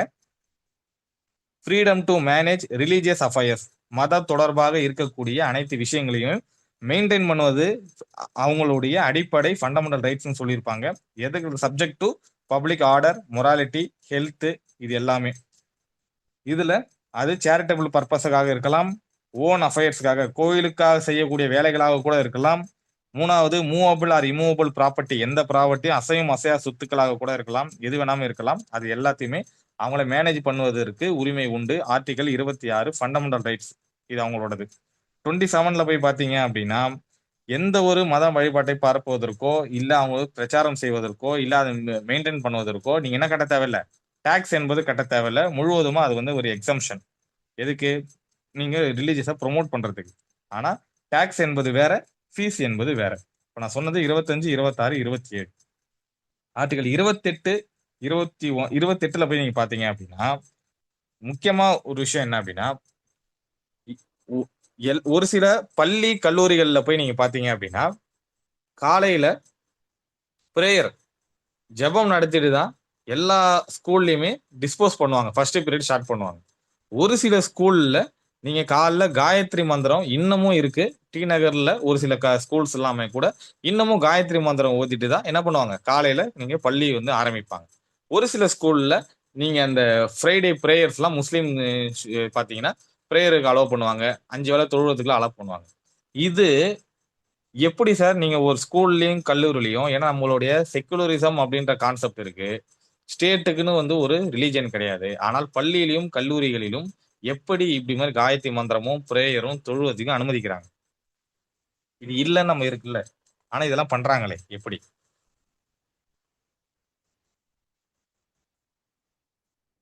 கான்செப்ட் புரியுதுங்களா சார்? இல்ல போர் அடிக்குதா? சார் புரியுதுங்க சார், புரியுதுங்க சார். ஏன்னா ஒரு கதை சார் சொல்லட்டுமா? புரியுது சார், புரியுது. சொல்லுங்க சார். போர் அடிச்சா சொல்லுங்க, நான் ஸ்டோரி சொல்றேன். ரைட். சார் அப்படியெல்லாம் ஒண்ணும் இல்லைங்க சார், புரியுது. அப்போ எல்லா பள்ளியிலயும் நீங்க இன்னமும் பாத்தீங்கன்னா காலையில பிரேயர் பண்றாங்க. காயத்ரி மந்திரம் வந்து இன்னமும் ஓதிட்டுறாங்க. பெண்கள் இன்னமும் ஹாஃப் saree அணிஞ்சிட்டு தான் இன்னமும் ஸ்கூல்ஸ்லாம் இருக்கு. நீங்க பாத்தீங்கன்னா ராமகிருஷ்ணா மாடல்லாம் நீங்க போய் பாத்தீங்கன்னா டி நகர்ல இருக்கக்கூடிய ஸ்கூல்ஸ் எல்லாம் பாத்தீங்கன்னா இன்னமும் இருக்கு. ஹாஃப் saree தான் எல்லாருமே போடணும். காயத்ரி மந்திரம் ஓதணும். நிறைய இதுல பிரேயர் எல்லாம் பண்ணிட்டு போனோம். அப்ப இதெல்லாம் எப்படி பள்ளிகளிலும் கல்லூரிகளிலும் எப்படி அனுமதிக்கிறாங்க அப்படின்னா, ஆர்டிகல் 28 தெளிவா சொல்லுது. நல்லா புரிஞ்சுக்க வேண்டிய விஷயம். நீங்க ஃப்ரீடம் டு அட்டண்டன்ஸ் ரிலீஜியஸ் இன்ஸ்டிடியூஷன்ல மதம் தொடர்பாக பள்ளிகளிலும் கல்லூரிகளிலும் யாருமே பரப்புவதற்கோ மத வழிபாடு செய்வதற்கோ ஒரு நபருக்கும் அனுமதி கிடையாது. புரியுதுங்களா? அதனால நீங்க பாத்தீங்கன்னா போன கவர்மெண்ட்ல கூட ஒரு இஷ்யூஸ் ஆகும்போது ஒரு சொற்பொழிவாளர் வந்து பேசும்போது கூட அது பெரிய பிரச்சனை ஆயிடுச்சு. அதுல இருந்து ஒரு நோட்டிபிகேஷன் சர்க்குலர் மாதிரி விட்டு எங்கேயுமே நீங்க என்ன கிடையாது உங்களுக்கு மதம் தொடர்பாக நீங்க போய் ஒரு ப்ரொபகேட் பிரச்சாரம் செய்வதற்கு அனுமதி கிடையாது. ஆனா அதுல முக்கியமான விஷயம் என்ன அப்படின்னா, ஆர்டிகல் 28 கிளாஸ் 1ல போய் தெளிவா சொல்லியிருப்பாங்க. கடைசி வார்த்தை, that educational institution wholly maintained by the state fund, முழுவதும் அரசோட பணமாக இருக்கும் பட்சத்தில், முழுவதும் அரசு தான் சார் ஃபண்டே கொடுக்குது அப்படின்னா அந்த இடத்துல அரசுக்கு ஒரு மதம் என்று கிடையாது, கான்ஸ்டிடியூஷனுக்கு ஒரு மதம் என்று கிடையாது. ஆகவே அரசு கல்லூரிகளிலோ அரசு பள்ளிகளிலோ நீங்க இந்த எந்த பிராக்டிஸுமே இருக்காது. புரியுதுங்களா? அதனாலதான் நம்ம எந்த ஒரு அரசு கல்லூரி பள்ளிகளிலுமே மத வழிபாடே பண்ண மாட்டாங்க. பிரேயர் இருக்காது, தொழுவ பண்ண மாட்டாங்க, நீங்க காயத்ரி மந்திரம் எதுவுமே இருக்காது. ஆனால் எந்த கல்லூரிகள் இப்ப எல்லாம் இருக்குது, எந்த ஸ்கூல்ஸ்ல இருக்கு அப்படின்னு பாத்தீங்கன்னா, அடுத்துலயே போட்டிருக்க ஆர்டிகல் 28லயே partially funded by the states அப்படின்னு இருக்கும். பாதி பணம் கவர்மெண்ட் கொடுக்கும், பாதி பணம் அந்த இன்ஸ்டிடியூஷனே பண்ணிப்பாங்க. பாத்தீங்கன்னா நீங்க நிறைய இந்த இப்போ தாம்பரம் இந்த மாதிரி நிறைய இடத்துல பாத்தீங்கன்னா, வண்டலூர் இந்த மாதிரி ஏரியா எல்லாம் பாத்தீங்கன்னா கிரசன்ட் யூனிவர்சிட்டி இருக்கு வண்டலூர்ல. தாம்பரத்துல மெட்ராஸ் கிறிஸ்டியன்ஸ் காலேஜ் இருக்கு, லயோலா காலேஜஸ் எல்லாம் இருக்கு. இந்த மாதிரி நிறைய வந்து மைனாரிட்டி இன்ஸ்டிடியூஷன்ஸ் எல்லாம் இருக்கு. அப்ப மைனாரிட்டினா யாருன்னு ஒரு வார்த்தை இருக்கா? அப்ப மைனாரிட்டினா கான்செப்ட் படி என்ன அப்படின்னா, இருக்கக்கூடிய சமுதாயத்துல அந்த சொசைட்டில இருக்கக்கூடிய நபர்களில் 50% கீழே, பாதிக்கு பாதி கீழே இருந்தாங்கன்னா அவங்க மைனாரிட்டி அப்படின்னு அர்த்தம். அந்த மைனாரிட்டின்னு உள்ள வர்றதுக்குள்ள மைனாரிட்டியே 2 டைப்ஸா இருக்குது. எடுத்தோடனே நாம மதம்னு போகாம what is mean by minority அப்படின்னா, நீங்க எந்த மைனாரிட்டி கேக்குறீங்க? Minority is divided into 2 types. ஒன்னு ரிலீஜியஸ் மைனாரிட்டிஸ், மத வாரியாக சிறுபான்மையினர். இன்னொன்னு லிங்குவிஸ்டிக் மைனாரிட்டிஸ், அதாவது மொழி வாரியாக சிறுபான்மையினர். அப்ப மதம் வேற மொழி வேற, ரெண்டுமே இருக்கு. இதை நாம நல்லா தெரிஞ்சுக்கணும் அப்படின்னா சைட்ல நோட் பண்ணி வச்சுக்கோங்க. Article 29, 30, article 350A, 350B, 350A, 350B, அட்டவணை 8, ஷெட்யூல் 8, இதெல்லாம் நீங்க போய் பாத்தீங்க அப்படின்னாலே லிங்குவிஸ்டிக் மைனாரிட்டினா யாரு, மொழி வாரியாக சிறுபான்மையினா இருக்கக்கூடிய நபர்களை எப்படி பாதுகாக்க வேண்டும், article 350A capital A capital B ல போட்டிருப்பாங்க. பிரிசைடிங் ஆபீசர், ஒரு நபர் ஸ்பெசிபிக்கா இதுக்குன்னே இருப்பார், மொழியை வந்து பாதுகாக்கணும் அப்படின்றதுக்காக. ஏன்னா அது வந்து சிறுபான்மையானா இருக்கு அப்படின்றதுனால. அப்ப 28 தெளிவா சொல்லும், நீங்க மத வழிபாடு செய்வதற்கு அனைவருக்கும் உரிமை உண்டு. ஆனா எந்த இடத்துல கிடையாதுன்னா, லாஸ்ட் வார்த்தை, fully funded by the state. ஒரு அரசு முழு பணமும் கொடுத்து ஒரு கல்வி நிலையத்தை கல்லூரியோ பள்ளியோ நிறுவனம் சேர்ந்ததுன்னா அந்த இடத்துல மத வழிபாடுக்கு அனுமதியே கிடையாது. ஆனா பார்ஷியலி ஃபண்டட், பாதி பணம் கவர்மெண்ட் கொடுக்கும், பாதி பணம் நீங்க பாத்தீங்க அப்படின்னா அந்த ஒரு சர்ச்சோ இல்ல சர்ச்சுக்கு கீழே ஒரு டயசிஸோ இல்ல ஏதோ ஒரு இதுக்கு கோயிலுக்கு கீழே இருக்கக்கூடிய கல்வி ஒரு பள்ளிகளிலோ அவங்க என்ன பண்ணுவாங்க, அப்பாயின்மெண்ட் இது எல்லாம் அந்த கோயில் சார்ந்த இருக்கக்கூடிய அந்த டயசிஸ் வந்து பண்ணிப்பாங்க. சேலரி மட்டும் கவர்மெண்ட்ல இருந்து வரும். புரியுதுங்களா? அப்ப பாதி பாதி பார்ஷியலி ஃபண்டட். அதனாலதான் அந்த கல்லூரியில பாத்தீங்க, ஸ்கூல்ல பாத்தீங்கன்னா உங்களுக்கு காலைல பிரேயர் பண்ணுவாங்க, எல்லாமே பண்ணுவாங்க. ஏன்னா அது பார்ஷியலி ஃபண்டட். ஃபுல்லி ஃபண்டட்ல அனுமதி கிடையாது. புரியுதுங்களா? இது 2 கான்செப்ட் புரியுதா? நான் சொன்ன வரைக்கும் புரியுதுங்களா? Partially funded, fully funded. புரியுதுங்க சார், புரியுதுங்க சார். ஆனா நீங்க இந்த வண்ணாரப்பேட்டை இப்போ ரீசெண்டா வந்து இந்த மேயர் பிரியா இந்த மாதிரிலாம் ஒரு இஷ்யூஸ் வந்துச்சு பாத்தீங்களா? அந்த ஸ்கூல் ஓபன் பண்ற ஸ்கூலே வந்து உருது பள்ளின்னு இருந்துச்சு. புரியுதுங்களா? அப்ப அந்த உருது புரோட்டோகால் ஆர்டர். புரோட்டோகால்லாம் இருந்துச்சு பாத்தீங்களா? பரோட்டா அதெல்லாம் பாருங்க. நம்ம அந்த பாலிடிக்ஸ் சொல்ல போகாம பேசிக்கா உருது பள்ளி அது எப்படி சார்? நீங்க வந்து ஒரு அரசுக்கு மதமே இல்லைன்னும் போது தண்டையார்பேட்டில் வண்ணாரப்பேட்டையில நீங்க பாத்தீங்கன்னா உருது பள்ளினே இருக்கு. சென்னை மாநகராட்சியின் உருது பள்ளின்னு இருக்கு. அப்ப எப்படி கவர்மெண்ட்டுக்கு எப்படி சார் ஒரு மொழிக்கு மட்டும் உருது பள்ளியை மட்டும் நீங்க கவர்மெண்ட் டேக் ஓவர் பண்ணோம்? இப்படிலாம் இருக்கும், கேள்வி வரும். அப்போ ஒரு காலகட்டத்தில் அந்த பள்ளிகள் எல்லாமே இப்ப நான் படித்த ஸ்கூல் வந்து அட்வென்ட் கிறிஸ்டியன்ஸ் நடுநிலை பள்ளி 1ஆவதுல இருந்து 8வது வரையும் இருக்கும். ஒரு காலகட்டத்துல அது கிறிஸ்டியன் ஸ்கூலா மிஷினரிஸ் எல்லாம் ரன் பண்ணிருக்கலாம். ஆனா நான் சேரும் போது அது கவர்மெண்ட் ஃபுல்லா டேக் ஓவர் பண்ணிட்டாங்க. முழுவதும் அப்பாயின்மெண்ட் ஃபுல்லாமே கவர்மெண்ட் தான் போடும். இப்படி அந்த பள்ளி பாத்தீங்கன்னா ஒரு காலகட்டத்துல உருது பள்ளியா இருந்திருக்கும். அது காலகட்டத்துல அதை மெயின்டைன் பண்ண முடியாம அதுதான் நீங்க ஆர்டிகல் 31, 32, 31 ABC எல்லாம் நீங்க போய் பாத்தீங்க அப்படின்னாலே, அதாவது உங்களால ஒரு பப்ளிக் இன்ஸ்டிடியூஷனை ரன் பண்ண முடியல அப்படின்னு பார்த்தா Minerva Mills versus Union of India வழக்கே அதான். 10,000 பேர் வேலை செய்யற இடத்துல உங்களுக்கு சம்பளம் கொடுக்க முடியல அப்படின்னா அது நாங்க என்ன பண்ண முடியும்? உங்க பிரைவேட் கம்பெனி நீ நலிவடைஞ்சு போயிட்டே இருக்குன்னா நாங்க விட்டு போக முடியுமான்னா அதனாலதான் எல்லாரும் சொல்லுவாங்க, இந்த கல்லூரியை, இந்த பள்ளியை, இந்த தொழிற்சாலையை அரசே எடுத்து நடத்த வேண்டும், அரசே நடத்த வேண்டும். ஏன் சொல்றாங்கன்னா அரசே நடத்தினாதான் லயபிலிட்டிஸ் டோட்டலி டு தி கவர்மெண்ட்டுக்கு மேல போயிடும். பொறுப்பு எல்லாமே யாருக்கு போயிடுது? கவர்மெண்ட் கிட்ட போயிடுது. கவர்மெண்ட்னு போயிட்டாலே அதோடைய சேலரி, வேஜஸ், நல்லது கெட்டது 10,000 பேரோட பொறுப்பையும் யார் எடுத்துக்கணும்? கவர்மெண்ட் எடுத்துக்கும். அதனாலதான் நீங்க பாத்தீங்கன்னா ரீசெண்டா இருக்கக்கூடிய சிதம்பரத்துல இருக்கக்கூடிய அந்த யூனிவர்சிட்டி, அண்ணாமலை யூனிவர்சிட்டி நினைக்கிறேன், அந்த யூனிவர்சிட்டியில இருக்கக்கூடிய மொத்தம் ஒரு காலகட்டத்துல வேற ஒரு நபர் வச்சிருந்தாரு. மொத்தம் ஒரு கட்டத்துல என்ன பண்ணா கவர்மெண்ட் டேக் ஓவர் பண்ணிடுச்சு. இப்ப ஃபுல்லா அப்பாயின்மெண்ட்ஸ் எல்லாமே கவர்மெண்டா போடும். இப்படி ஒரு காலகட்டத்திலும் ஸ்கூல்ஸ், காலேஜஸ் எல்லாமே ஒரு காலகட்டத்தில் மத்தவங்க ரன் பண்ணிட்டு இருப்பாங்க. அப்பாயின்மெண்ட், சஸ்பென்ஷன் எல்லாம் பண்ணிருப்பாங்க. அது ஃபண்ட்ல இல்ல வேற ஏதாவது இஷ்யூஸ்ல இருக்கும்போது கவர்மெண்டே அதை டேக் ஓவர் பண்ணிடும். ஒன்ஸ் கவர்மெண்ட் டேக் ஓவர் பண்ணிடுச்சு அப்படின்னா மொத்த அப்பாயின்மெண்ட் எல்லாமே கவர்மெண்ட் தான் போடும். அதனாலதான் இன்னைக்கும் நீங்க பாத்தீங்கன்னா இந்த மாதிரி தண்டையார்பேட்டை இந்த மாதிரி இடத்துல பாத்தீங்கன்னா சென்னை மாநகராட்சியின் உருது பள்ளின்னு இருக்கும். ஏன்னா உருது பேசுறவங்க வெரி வெரி ஃபியூ பீப்புள்ஸ். அந்த வெரி ஃபியூ பீப்புள்ஸ் கம்மியா இருப்பாங்களா, இல்ல தமிழ் பேசுறவங்க நிறைய பேர் இருப்பாங்கன்னா தமிழ் தான் மெஜாரிட்டி, உருது மைனாரிட்டி. நீங்க கம்மியா இருக்கிறதுனால நீ எல்லாம் இங்க இருக்கக்கூடாது, வேற நாட்டுக்கு போயிடுங்க, வேற ஸ்டேட்டுக்கு போயிடுங்கன்னு சொல்ல முடியுமானா சொல்லக்கூடாது. ஏன்னா ஆர்டிகல் 29, 30 அதை வயலேஷன் பண்ணுது. ஆர்டிகல் 15 அதை வயலேஷன் பண்ணுது.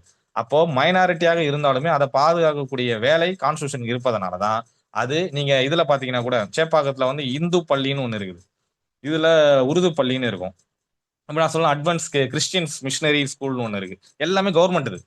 அப்ப இது என்னன்னா ஒரு காலகட்டத்தில் நீங்க நலிவடைஞ்சு போயிட்டீங்கன்னா ஆர்டிகல் 28, 29, 30 எல்லாம் தெளிவா என்ன சொல்லுதுன்னா அந்த எஜுகேஷனல் ரைட்ஸை ஃபுல்லா கவர்மெண்ட் டேக் ஓவர் பண்ணிக்கிட்டு உங்களுக்கான ரைட்டை கரெக்டா கொடுத்துரும், ஃபண்ட்ஸ் எல்லாமே கொடுத்துரும். புரியுதுங்களா?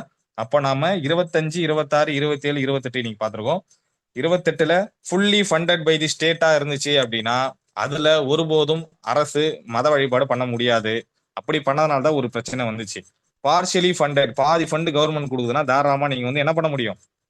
எல்லா விஷயங்களையும் மத வழிபாடு தாராளமா பண்ண முடியும். அதனாலதான் நீங்க பண்ணிட்டு இருக்காங்க நிறைய இதுல நீங்க மைனாரிட்டி இன்ஸ்டிடியூஷன் ஒன்று இருக்கு. ஆர்டிகல் 29, 30 நீங்க பாத்தீங்க அப்படின்னா ப்ரொடெக்ஷன் ஆஃப் மைனாரிட்டிஸ் அப்படின்னு ஒரு வார்த்தை இருக்கும்.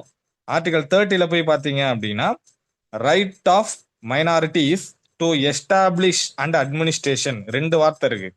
யார் யாரெல்லாம் சிறுபான்மையினராக இருக்கிறார்களோ டு எஸ்டாப்ளிஷ், புதுசா ஒரு விஷயத்தை ஒரு கல்வி நிறுவனத்தையோ பள்ளியோ கல்லூரியோ எஸ்டாப்ளிஷ் கொண்டு வரவும் அவர்களுக்கு உரிமை உண்டு. அண்டு அட்மினிஸ்ட்ரேஷன், அதை நிர்வகிக்கவும் உரிமை உண்டு. 2 விஷயம் இங்க இருக்கா? அதனாலதான் நீங்க பாத்தீங்கன்னா வண்டலூர் இருக்கக்கூடிய crescent college, MCC college, women's Christians college, Loyola college இதெல்லாம் பாத்தீங்க அப்படின்னா எல்லாம் மைனாரிட்டி இன்ஸ்டிடியூஷன். அப்ப மைனாரிட்டி இன்ஸ்டிடியூஷன்னா என்ன அர்த்தம்? நீங்க 100 பேர் இருக்கிறாங்க அப்படின்னா ஒருத்தர் வந்து 500க்கு 200 மார்க் வாங்கியிருக்காரு, அவர் வந்து ஒரு கிறிஸ்டியனா இருக்காரு, முஸ்லீமா இருக்காரு. ஒருத்தர் ஹிந்துவா இருக்காரு, அவர் 300 மார்க் வாங்கியிருக்காரு அப்படின்னா கூட முதல் வாய்ப்பு அந்த 200 எடுத்த சிறுபான்மையினருக்கு தான் கொடுப்பாங்க.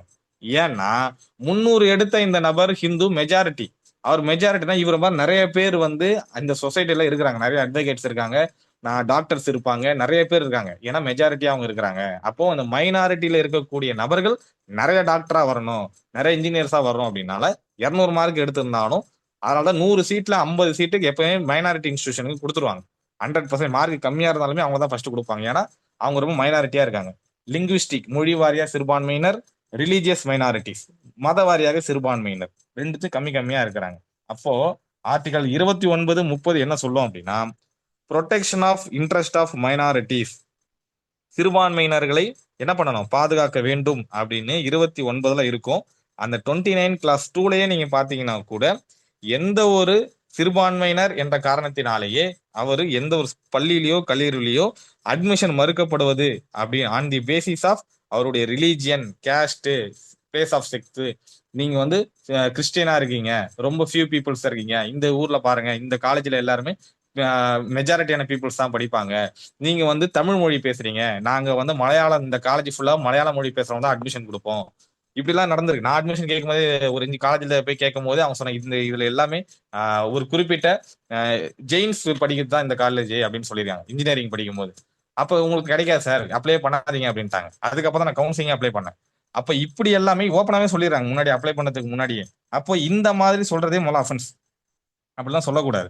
அப்போ ஆர்டிகல் 29, 30 என்ன சொல்லும்னா, மைனாரிட்டிஸை பாதுகாக்கணும், அவங்கள எந்த ஒரு எஜுகேஷன் இன்ஸ்டிடியூஷன்லயும் அட்மிஷன் இல்ல, எந்த காரணத்திற்காக, only religion, race, caste, language, இந்த மொழி பேசுறீங்க, நீங்க சிறுபான்மையரா இருக்கீங்க.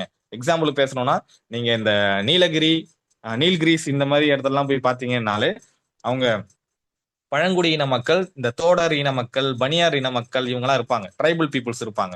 இன்னமும் நீங்க அங்க ஊட்டிலாம் போய் பாத்தீங்கன்னா அவங்க டிஃப்ரெண்டான லாங்குவேஜ் பேசுறாங்க ஊட்டிலேயே. அப்ப நீங்க அவங்க போய் தமிழ் பேசுறீங்க, நீங்க தமிழ் தானே பேசணும் அப்படின்னா அவங்க இருக்கக்கூடிய அந்த லாங்குவேஜ் சிறுபான்மையான லாங்குவேஜ். அது இங்கிலீஷ்ல வந்து டயலெக்ட்னு சொல்லுவாங்க. டயலெக்ட்னா வெறும் 2 பேர் பேசக்கூடிய மொழிகளும் இருக்குது. இந்தியாவில் 1600க்கும் மேற்பட்ட மொழிகள் இருக்கும் பொழுது அங்கீகரிக்கப்பட்ட மொழிகள் 22 தான், மிச்சம் 1600 மேல் நிறைய இருக்கு. அப்ப அதெல்லாம் நீங்க மதிக்கணும்னா மதிக்கணும், ஏன்னா கான்ஸ்டியூஷன் அதான் சொல்லுது. அப்ப 29 மைனாரிட்டியை ப்ரொடெக்ஷன் பண்ணணும் 29, 30 படி. இது இல்லாம article 350 capital A, 350 capital B, அதுல போய் பாத்தீங்கன்னா கூட தெளிவா லிங்குவிஸ்டிக் மைனாரிட்டி, மொழி வாரியாக சிறுபான்மையினரை எப்படி பாதுகாக்க வேண்டும் அப்படின்னு இருக்கும். பிரிசைடிங் ஆபீசர், முதன்மை அலுவலரை நியமனம் செய்து, அதனால நீங்க பாத்தீங்கன்னா லிங்குவிஸ்டிக்கு கமிஷன்லாம் போடுவாங்க, மொழி வாரியை டெவலப் பண்றதுக்காக அந்த ஏரியாவுக்கு ஏத்த மாதிரி வந்து நம்ம போடுவாங்க. இதுல ஆர்டிகல் 30ல பாத்தீங்க அப்படின்னா, சிறுபான்மையினா இருக்கக்கூடிய நபர்கள் புதிதாக கல்வி நிறுவனங்களை உருவாவதற்கும் எஸ்டாப்ளிஷ் பண்றதுக்கும் அவங்களுக்கு ரைட்ஸ் உண்டு, அட்மினிஸ்ட்ரேஷன் பண்றதுக்கும் ரைட்ஸ் உண்டு. புரியுதுங்களா? ஏன்னா அந்த மைனாரிட்டியை வந்து ஸ்ட்ரென்தன் பண்ணணும், டெவலப் பண்ணணும் அப்படின்றதுக்காக, ஒரே காரணத்துக்காக தான். இப்ப நான் சொன்ன வரைக்கும் ஆர்டிகல் 25ல இருந்து 30 வரைக்கும் புரியுதா?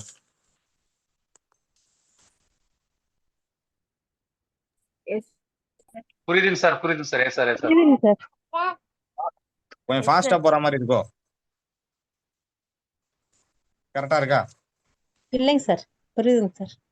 இல்லைங்க சார், நீங்க எப்பயுமே அப்படிதான் ஃபாஸ்டா போறீங்க, நீங்க புரியுது, ஒன்றும் பிரச்சனை இல்லைங்க சார். Thank you sir. வேற வழி இல்ல சார், ஏன்னா நிறைய எடுக்க வேண்டியது இருக்கா.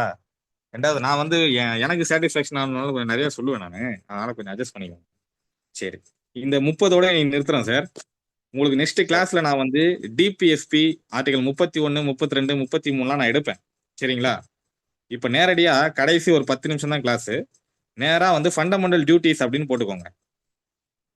Fundamental duties.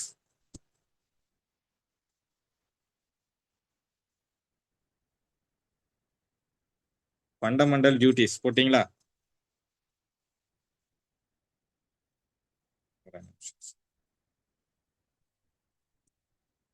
Sir, fundamental duties வந்து எப்படி ஞாபகம் வச்சுக்கணும், இதெல்லாம் நீங்க வந்து ப்ரிலிம்ஸ்க்கு வந்து படிச்சிருப்பீங்களே சார், ஞாபகம் இருக்குங்களா? Fundamental duties.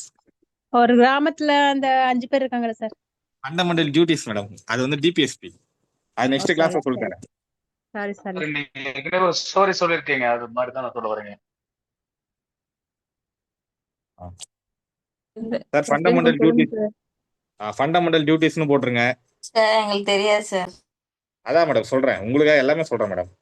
ஃபண்டமெண்டல் டியூட்டிஸ் அதான் சொல்றேன். வந்து ஒரு குட்டி ஸ்டோரி சொல்லியிருக்கீங்க சார், அது ஞாபகம் இருக்கு. ஆமா ஆமா சார், அதாவது டிபிஎஸ்பிக்கு ஒரு ஸ்டோரி சொல்லியிருப்பேன், இதெல்லாம் நெக்ஸ்ட் கிளாஸ்ல நான் சொல்றேன். இப்ப ஆர்டிகல் 30 வரையும் முடிச்சிருக்கேன்னா நேரடியா ஆர்டிகல் 51 கேபிட்டல் ஏ அப்படின்னு போடுங்க. நெக்ஸ்ட் கிளாஸ்ல கான்ஸ்டியூஷன் முடிச்சிட்டு மைனர் ஆக்டுக்கு போயிடுவோம். Fundamental duties, right. இந்த ஃபண்டமெண்டல் டியூட்டிஸ்னா ஆர்டிகல் 51 கேபிட்டல் ஏ, கரெக்டா சார்? அது பார்ட் 4ஆ? சார் பார்ட் 4ஆ? 4A. ஆ, 4A very good, sir. Very good. Note பண்ணிக்கோங்க. பார்ட் ரோமன் லெட்டர்ல 4 capital A, 4A. 4 years 4 years ஆமா, ரைட் ரைட். அது எந்த அமெண்ட்மெண்ட்ல கொண்டு வந்தாங்க சார்? 42ஆ 44ஆ? 42 சொரன் சிங் கமிட்டியினுடைய 1976. ரெக்கமெண்டேஷன்ல 1976 சார் 42 சூப்பர் amendment. சார். எல்லாரும் அப்படியே நோட் பண்ணிக்கோங்க. ஸ்வரன் சிங் கமிட்டி 42வது கான்ஸ்டியூஷன் அமெண்ட்மெண்ட் 1976. மொத்தம் இதெல்லாம் நோட் பண்ணிக்கோங்க. ஃபண்டமெண்டல் டியூட்டிஸ் மொத்தம் எத்தனை இருக்கு சார்? 11 இருக்கு சார், 11 இருக்கு. 11 ஆரம்ப சார். அந்த 11th one மட்டும் 2002 amendment sir. 86th amendment 2002 sir. Super super. Note பண்ணிக்கோங்க. இனிஷியலி 10 ஃபண்டமெண்டல் டியூட்டிஸ், ஆரம்ப காலகட்டத்தில் 10 ஃபண்டமெண்டல் டியூட்டிஸ் வந்து இருந்துச்சு. 42வது அரசமைப்பு திருத்த சட்டத்தின் மூலம் அது 11வதா வந்து ஒன்னு ஆட் பண்ணாங்க. நோட் பண்ணிட்டீங்களா? ரைட். 10 நிமிஷம் தான், கொஞ்சம் ஃபாஸ்டா எழுதிட்டீங்கன்னா முடிச்சிடலாம். ரைட். இதுல அந்த 11th வந்து எப்போ கொண்டு வந்தாங்கன்னா 86th கான்ஸ்டியூஷன் அமெண்ட்மெண்ட் 2002. 2002. ஆமா 2002. சரி. இப்ப ஆமா நான் சொல்றது கவன கதையை கேளுங்க.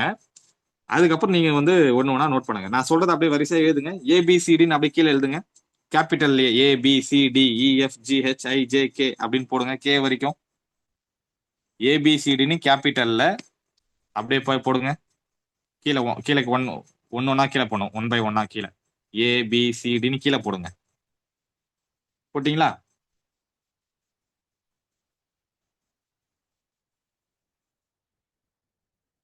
Hello, yes sir. போட்டோம் சார். போட்டாச்சு சார், போட்டாச்சு சார். ரைட். இப்போ ஃபண்டமெண்டல் டியூட்டிஸை பொறுத்த வரைக்கும் நல்லா நம்ம தெரிஞ்சுக்க வேண்டிய விஷயம், ஃபண்டமெண்டல் ரைட்ஸ் கட்டாயமா கொஸ்டின் வரும். அதுல நீங்க ஃபோக்கஸ் பண்ணி எக்ஸாம் படிக்க வேண்டியது ஃபண்டமெண்டல் ரைட்ஸ் மட்டும்தான். புரியுதுங்களா? அதுல ஃபண்டமெண்டல் ரைட்ஸ்னா ஒரு அரசு ஒரு தனி மனிதரை எப்படி பாதுகாக்க வேண்டும், என்னென்ன உரிமைகள் எல்லாம் இருக்கு அப்படின்றது fundamental rights. DPSP, directive principles of state policy, ஒரு அரசுக்கு நெறிமுறை கோட்பாடுகள். அரசுக்கு என்ன சார் பொறுப்பு இருக்கு? 36ல இருந்து 51 வரைக்கும் அரசு என்ன செய்யும்ன்றது இருக்கும். 51 கேபிட்டல் ஏ, 51 கேபிட்டல் ஏ, இந்திய குடிமகனாக இருக்கக்கூடிய நாம் நம்ம நாட்டுக்கு என்ன செய்ய வேண்டும், நம்மளுக்கு என்ன கடமைகள் இருக்கு அப்படின்றதான் 51 கேபிட்டல் ஏ. அதுல ஃபர்ஸ்ட் கேபிட்டல் ஏன்னு போட்டீங்களா, அது பக்கத்துல அபைடுன்னு எழுதிக்கோங்க. ஏ ஃபார் அபைடு. ஏ பக்கத்துல ஒரு ஐஃபன் போட்டு அபைடு, ABIDE, அபைடு போட்டீங்களா? ஏ ஃபார் அபைடு, ABIDE, அபைடு போட்டீங்களா?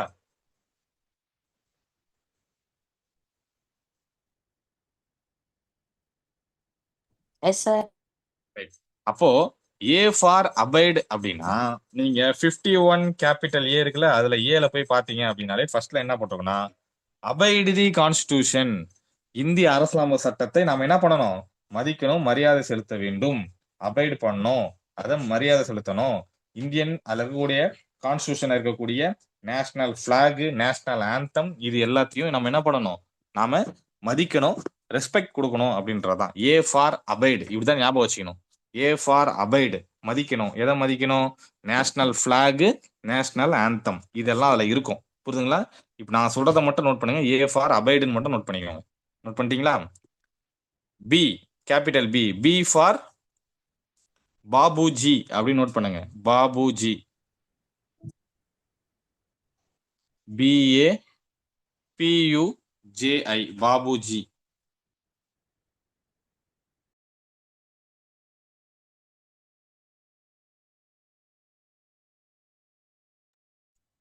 பாபுஜி நோட் பண்ணிட்டீங்களா? Yes sir. B for Babuji. பாபுஜினா இயல்பா யாரை கூப்பிடுவாங்க, ஞாபகம் தெரியுமா உங்களுக்கு? காந்தி. அவ்வளவுதான். அப்ப நாம எப்படி ஞாபகம் வச்சுக்கணும் அப்படின்னா, காந்திஜி. காந்தியடிகள். ஆமா சார். அப்போ ஏ ஃபார் அபைடு. அபைடுனா மதிக்கணும். எதை மதிக்கணும்? National anthem, national flag. B B for Bapuji. பாபுஜினாலே காந்திஜி. அப்போ காந்திஜியை வச்சு என்ன சொல்லியிருக்காங்கன்னா 51 கேபிட்டல் ஏல ஸ்மால் பில நேஷனல் ஸ்ட்ரகிள் ஃபார் ஃப்ரீடம். இந்திய சுதந்திரத்திற்காக யார் யாரெல்லாம் போராட்டம் நடத்தினார்களோ அவர்களை நம்ம என்ன பண்ணணும்? அந்த நோபல் ஐடியல்ஸ் இது எல்லாத்தையும் நம்ம என்ன பண்ணணும்னா ரெஸ்பெக்ட் பண்ணணும், மதிக்கணும் அப்படின்னு சொல்லியிருப்பாங்க. அப்ப ஞாபகம் வச்சுக்க வேண்டியது பி ஃபார் பாபுஜி. பாபுஜினாலே காந்திஜி. காந்திஜினாலே நீங்க என்ன எழுதணும்? நேஷனல் ஸ்ட்ரகிள் ஃப்ரீடம், சுதந்திர போராட்டத்திற்கு யார் யாரெல்லாம் அவங்களுடைய வரலாறுகள், ஐடியல்ஸ், அவங்க கருத்துக்கள் எல்லாத்தையும் நம்ம ரெஸ்பெக்ட் பண்ணணும் அப்படின்றதுதான் பி.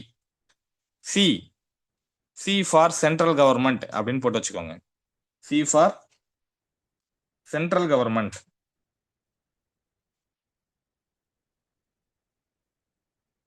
நோட் பண்ணிட்டீங்களா?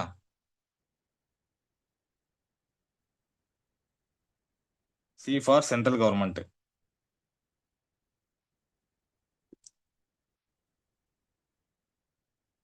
போட்டிங்களா?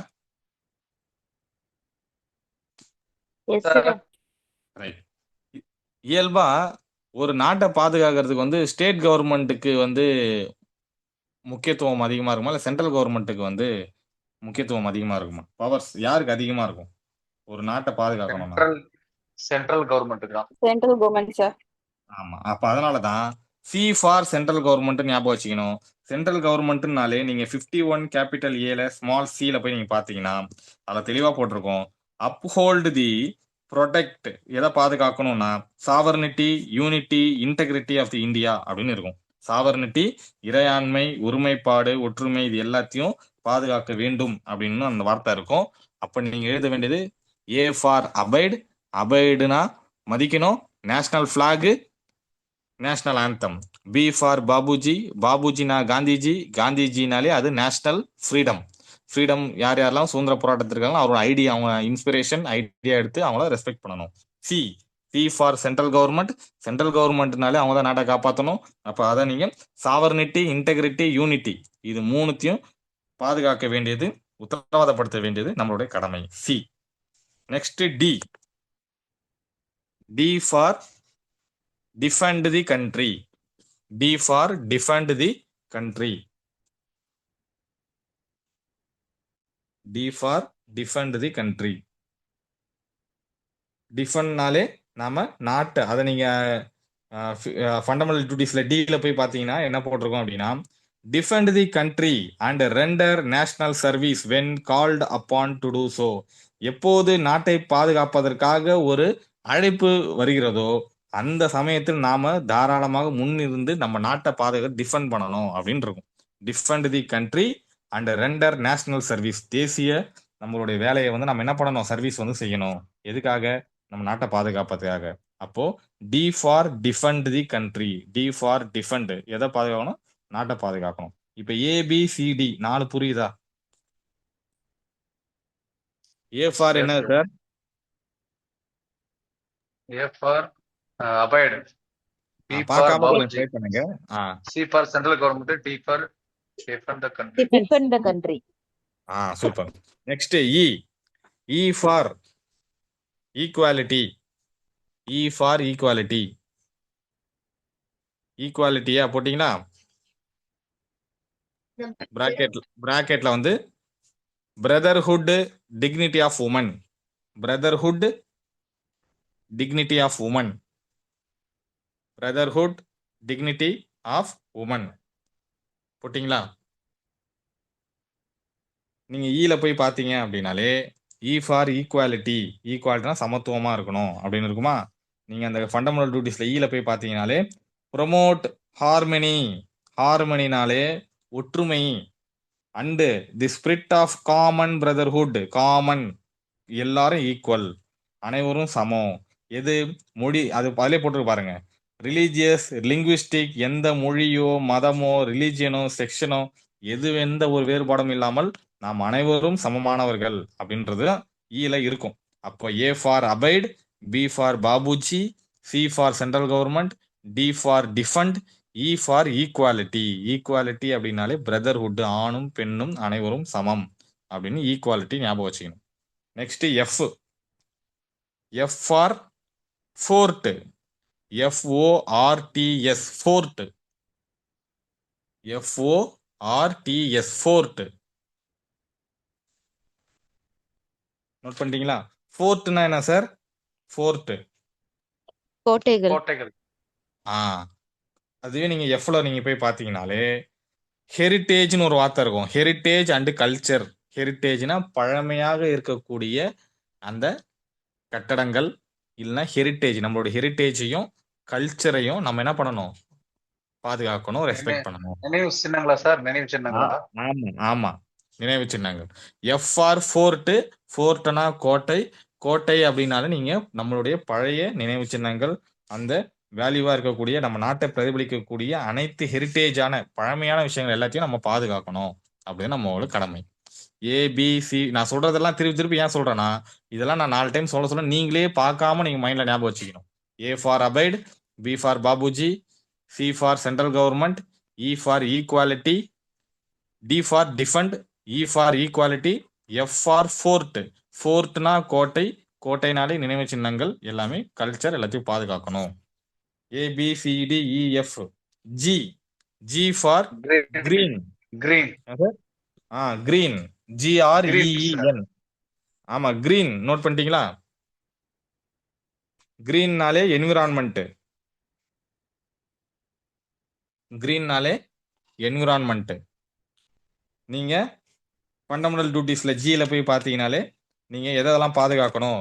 கிரீன்னா என்விரான்மெண்ட், பசுமையா இருப்போம். என்விரான்மெண்ட்னாலே நீங்க அதில் பார்த்தீங்கன்னா ஃபாரஸ்ட், லேக்கு, ரிவர், வைல்ட் லைஃப், எல்லா லிவிங் கிரியேச்சர்ஸ் எல்லாத்தையுமே பாதுகாக்கணும்னு இருக்கும். காடுகள், குளம், குட்டை, ஆறுகள், வைல்ட் லைஃப், வனவிலங்குகள் எல்லாத்தையும் பாதுகாக்க வேண்டும் அப்படின்றது இருக்கும். G for green. கிரீன்னா ஃபாரஸ்ட், என்விரான்மெண்ட். என்விரான்மெண்ட்னாலே எல்லாத்தையும் பாதுகாக்கணும்னு இருக்கும். H for humanity. H for humanity. இதுவே நீங்க ஹெச்ல போய் நீங்க ஃபண்டமெண்டல் டியூட்டிஸ்ல பாத்தீங்க அப்படின்னா ஹியூமனிசம் அண்ட் சயின்டிபிக் டெம்பர்னு இருக்கும். ஹியூமனிசம் அப்படின்னு இருக்கும். H for humanity. ஹியூமனிட்டி அப்படின்னா நீங்க ஃபண்டமெண்டல் டியூட்டிஸ்ல ஹியூமனிசம் அண்ட் சயின்டிபிக் டெம்பர் அப்படின்னு இருக்கும்.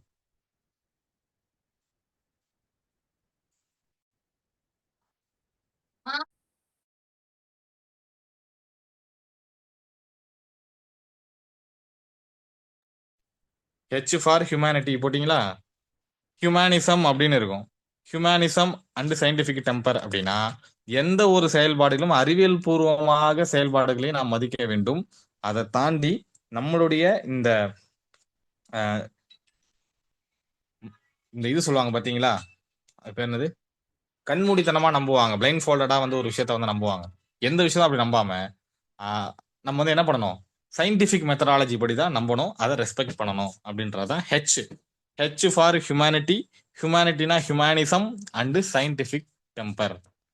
அடுத்தது I ஃபார் ISIS. கேபிட்டல்ல ISISன்னு போட்டுக்கோங்க. I for ISIS. ISISனா என்ன சார், கேள்விப்பட்டிருக்கீங்களா? தீவிரவாத ஒரு அமைப்பு. ISISனா ஒரு தீவிரவாத ஒரு அமைப்பு. அப்போ நீங்க எப்படி ஞாபகம் வச்சுக்கணும்னா I ஃபார் ISIS. ISISனாலே வயலன்ஸ் அப்படின்னு ஞாபகம் வச்சுக்கணும். நீங்க நேரடியா போயிட்டு ஐல போய் பார்த்தீங்கன்னா உங்களுக்கு ஃபண்டமெண்டல் டியூட்டிஸ்ல ஐல போய் பார்த்தீங்கன்னா தெளிவா வந்து இருக்கும். ஒரே நிமிஷம்.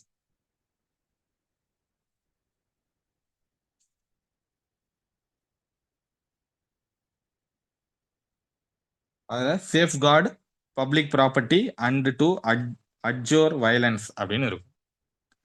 Next J for judge. J for judge.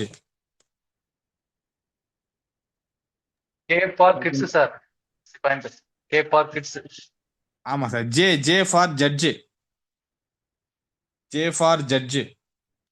Judge அப்படின்னா பிராக்கெட்ல sign of excellence. Sign SIGN. Sign of excellence. Sign of excellence போட்டிங்களா?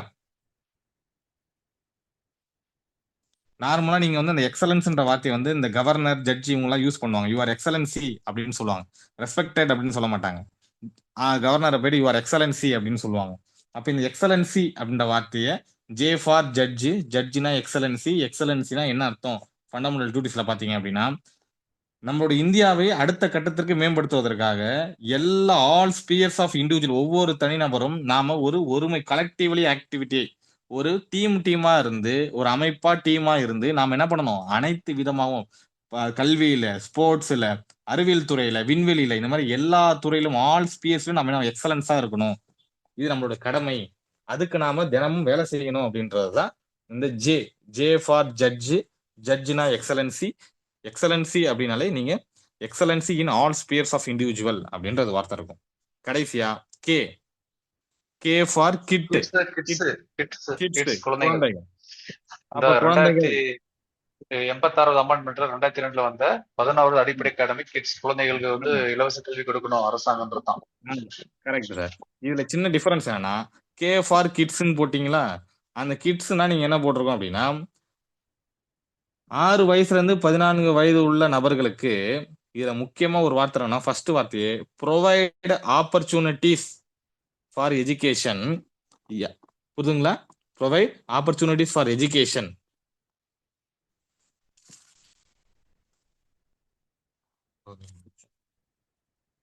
இதுல 51 கேபிட்டல் ஏ ஸ்மால் கே லாஸ்ட் கிட்ஸ் இதுக்கும் ஆர்டிகல் 45க்கும் ஆர்டிகல் 21 கேபிட்டல் ஏக்கும் மூணுமே வேற வேற. பாத்தீங்களா? Article 21 capital A, article 45, article 51 capital ஏ. 51 ஏல கே. சார் இது வந்து பேரண்டோட கடமை சார். அப்போ பேரண்டோட கடமை, பேரண்ட்ஸ் ஆர் கார்டியனோட கடமை 6ல இருந்து 14 வயதுக்கு வரை உள்ள குழந்தைகளை கல்வி கொடுக்க வேண்டும் என்பது 51 கேபிட்டல் ஏல ஸ்மால் கே. ஆர்டிகல் 21A வந்து பாத்தீங்கன்னா சார், அது வந்து கல்வி வந்து அடிப்படை உரிமைன்னு சொல்லிட்டு 21A சொல்லுங்க சார்.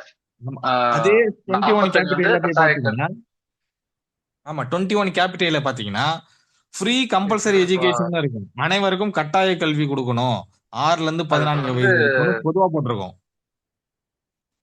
ஆமா சார். இப்போ 21A வந்து ஃபண்டமெண்டல் ரைட்ஸ் சார், அது ரைட்ஸ்ல வந்துச்சு 21A. ஆமா 21 கேபிட்டல் ஏல 6ல இருந்து 14 வயது உள்ள நபர்களுக்கு கட்டாய கல்வின்னு மட்டும்தான் இருக்கும். இதுவே 51 கேபிட்டல் ஏ ஸ்மால் கேல அதே 6ல இருந்து 14 வயது வரைக்கும் கல்வி கொடுக்கணும் தான். ஆனா யாரோட கடமை அப்படின்னா பேரண்ட்ஸ் அண்ட் கார்டியன் ஒரு வார்த்தை இருக்கும். இது ரெண்டும் உள்ள டிஃபரன்ஸா. ஆர்டிகல் 45ல போய் பாத்தீங்க அப்படின்னா இயர்லி சைல்ட்ஹுட், அதாவது இங்க எல்லாமே 6 to 14 தானே சொல்றாங்க. அப்ப 6க்கு கீழே 0 to 6 இருப்பாங்கல்ல, 0ல இருந்து 1 2 3 4 5 6 இந்த நபர்களுக்கு ஆரம்ப கல்வி இருக்குல்ல, இதை கொடுக்கணும். இது வந்து ஒரு அரசே கொடுக்கணும் அப்படின்றதுதான் இயர்லி சைல்ட்ஹுட் வந்து 0 to 6 வந்து ஆர்டிகல் 45. மூணுத்துக்கு ஒரு டிஃபரன்ஸ் புரியுதுங்களா? 21 கேபிட்டல் ஏ, ஆர்டிகல் 45, ஆர்டிகல் 51 ஏல ஸ்மால் கே.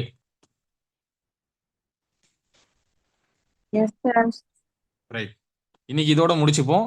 சார் அது 3 to 6 இல்ல 0 to 6 ஆங்க சார்? 3 to 6 எலிமெண்டரி எஜுகேஷன் எக்ஸாம்ல கேட்டிருந்தாங்க சார்.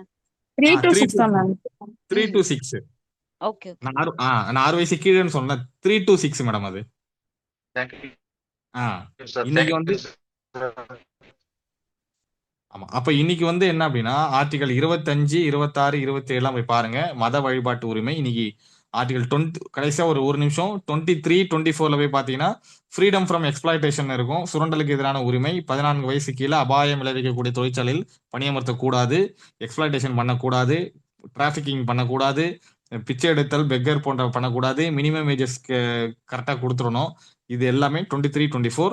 25ல இருந்து 28 வரைக்கும் மத வழிபாட்டு உரிமை. மத வழிபாடு தாராளமாக ப்ரொஃபஸ் பண்ணலாம், ப்ரொபகேஷன் என்ன வேணா பண்ண முடியும். ஆனால் subject to public order, morality, health, இந்த விஷயத்த ஞாபகம் வச்சுக்கணும்.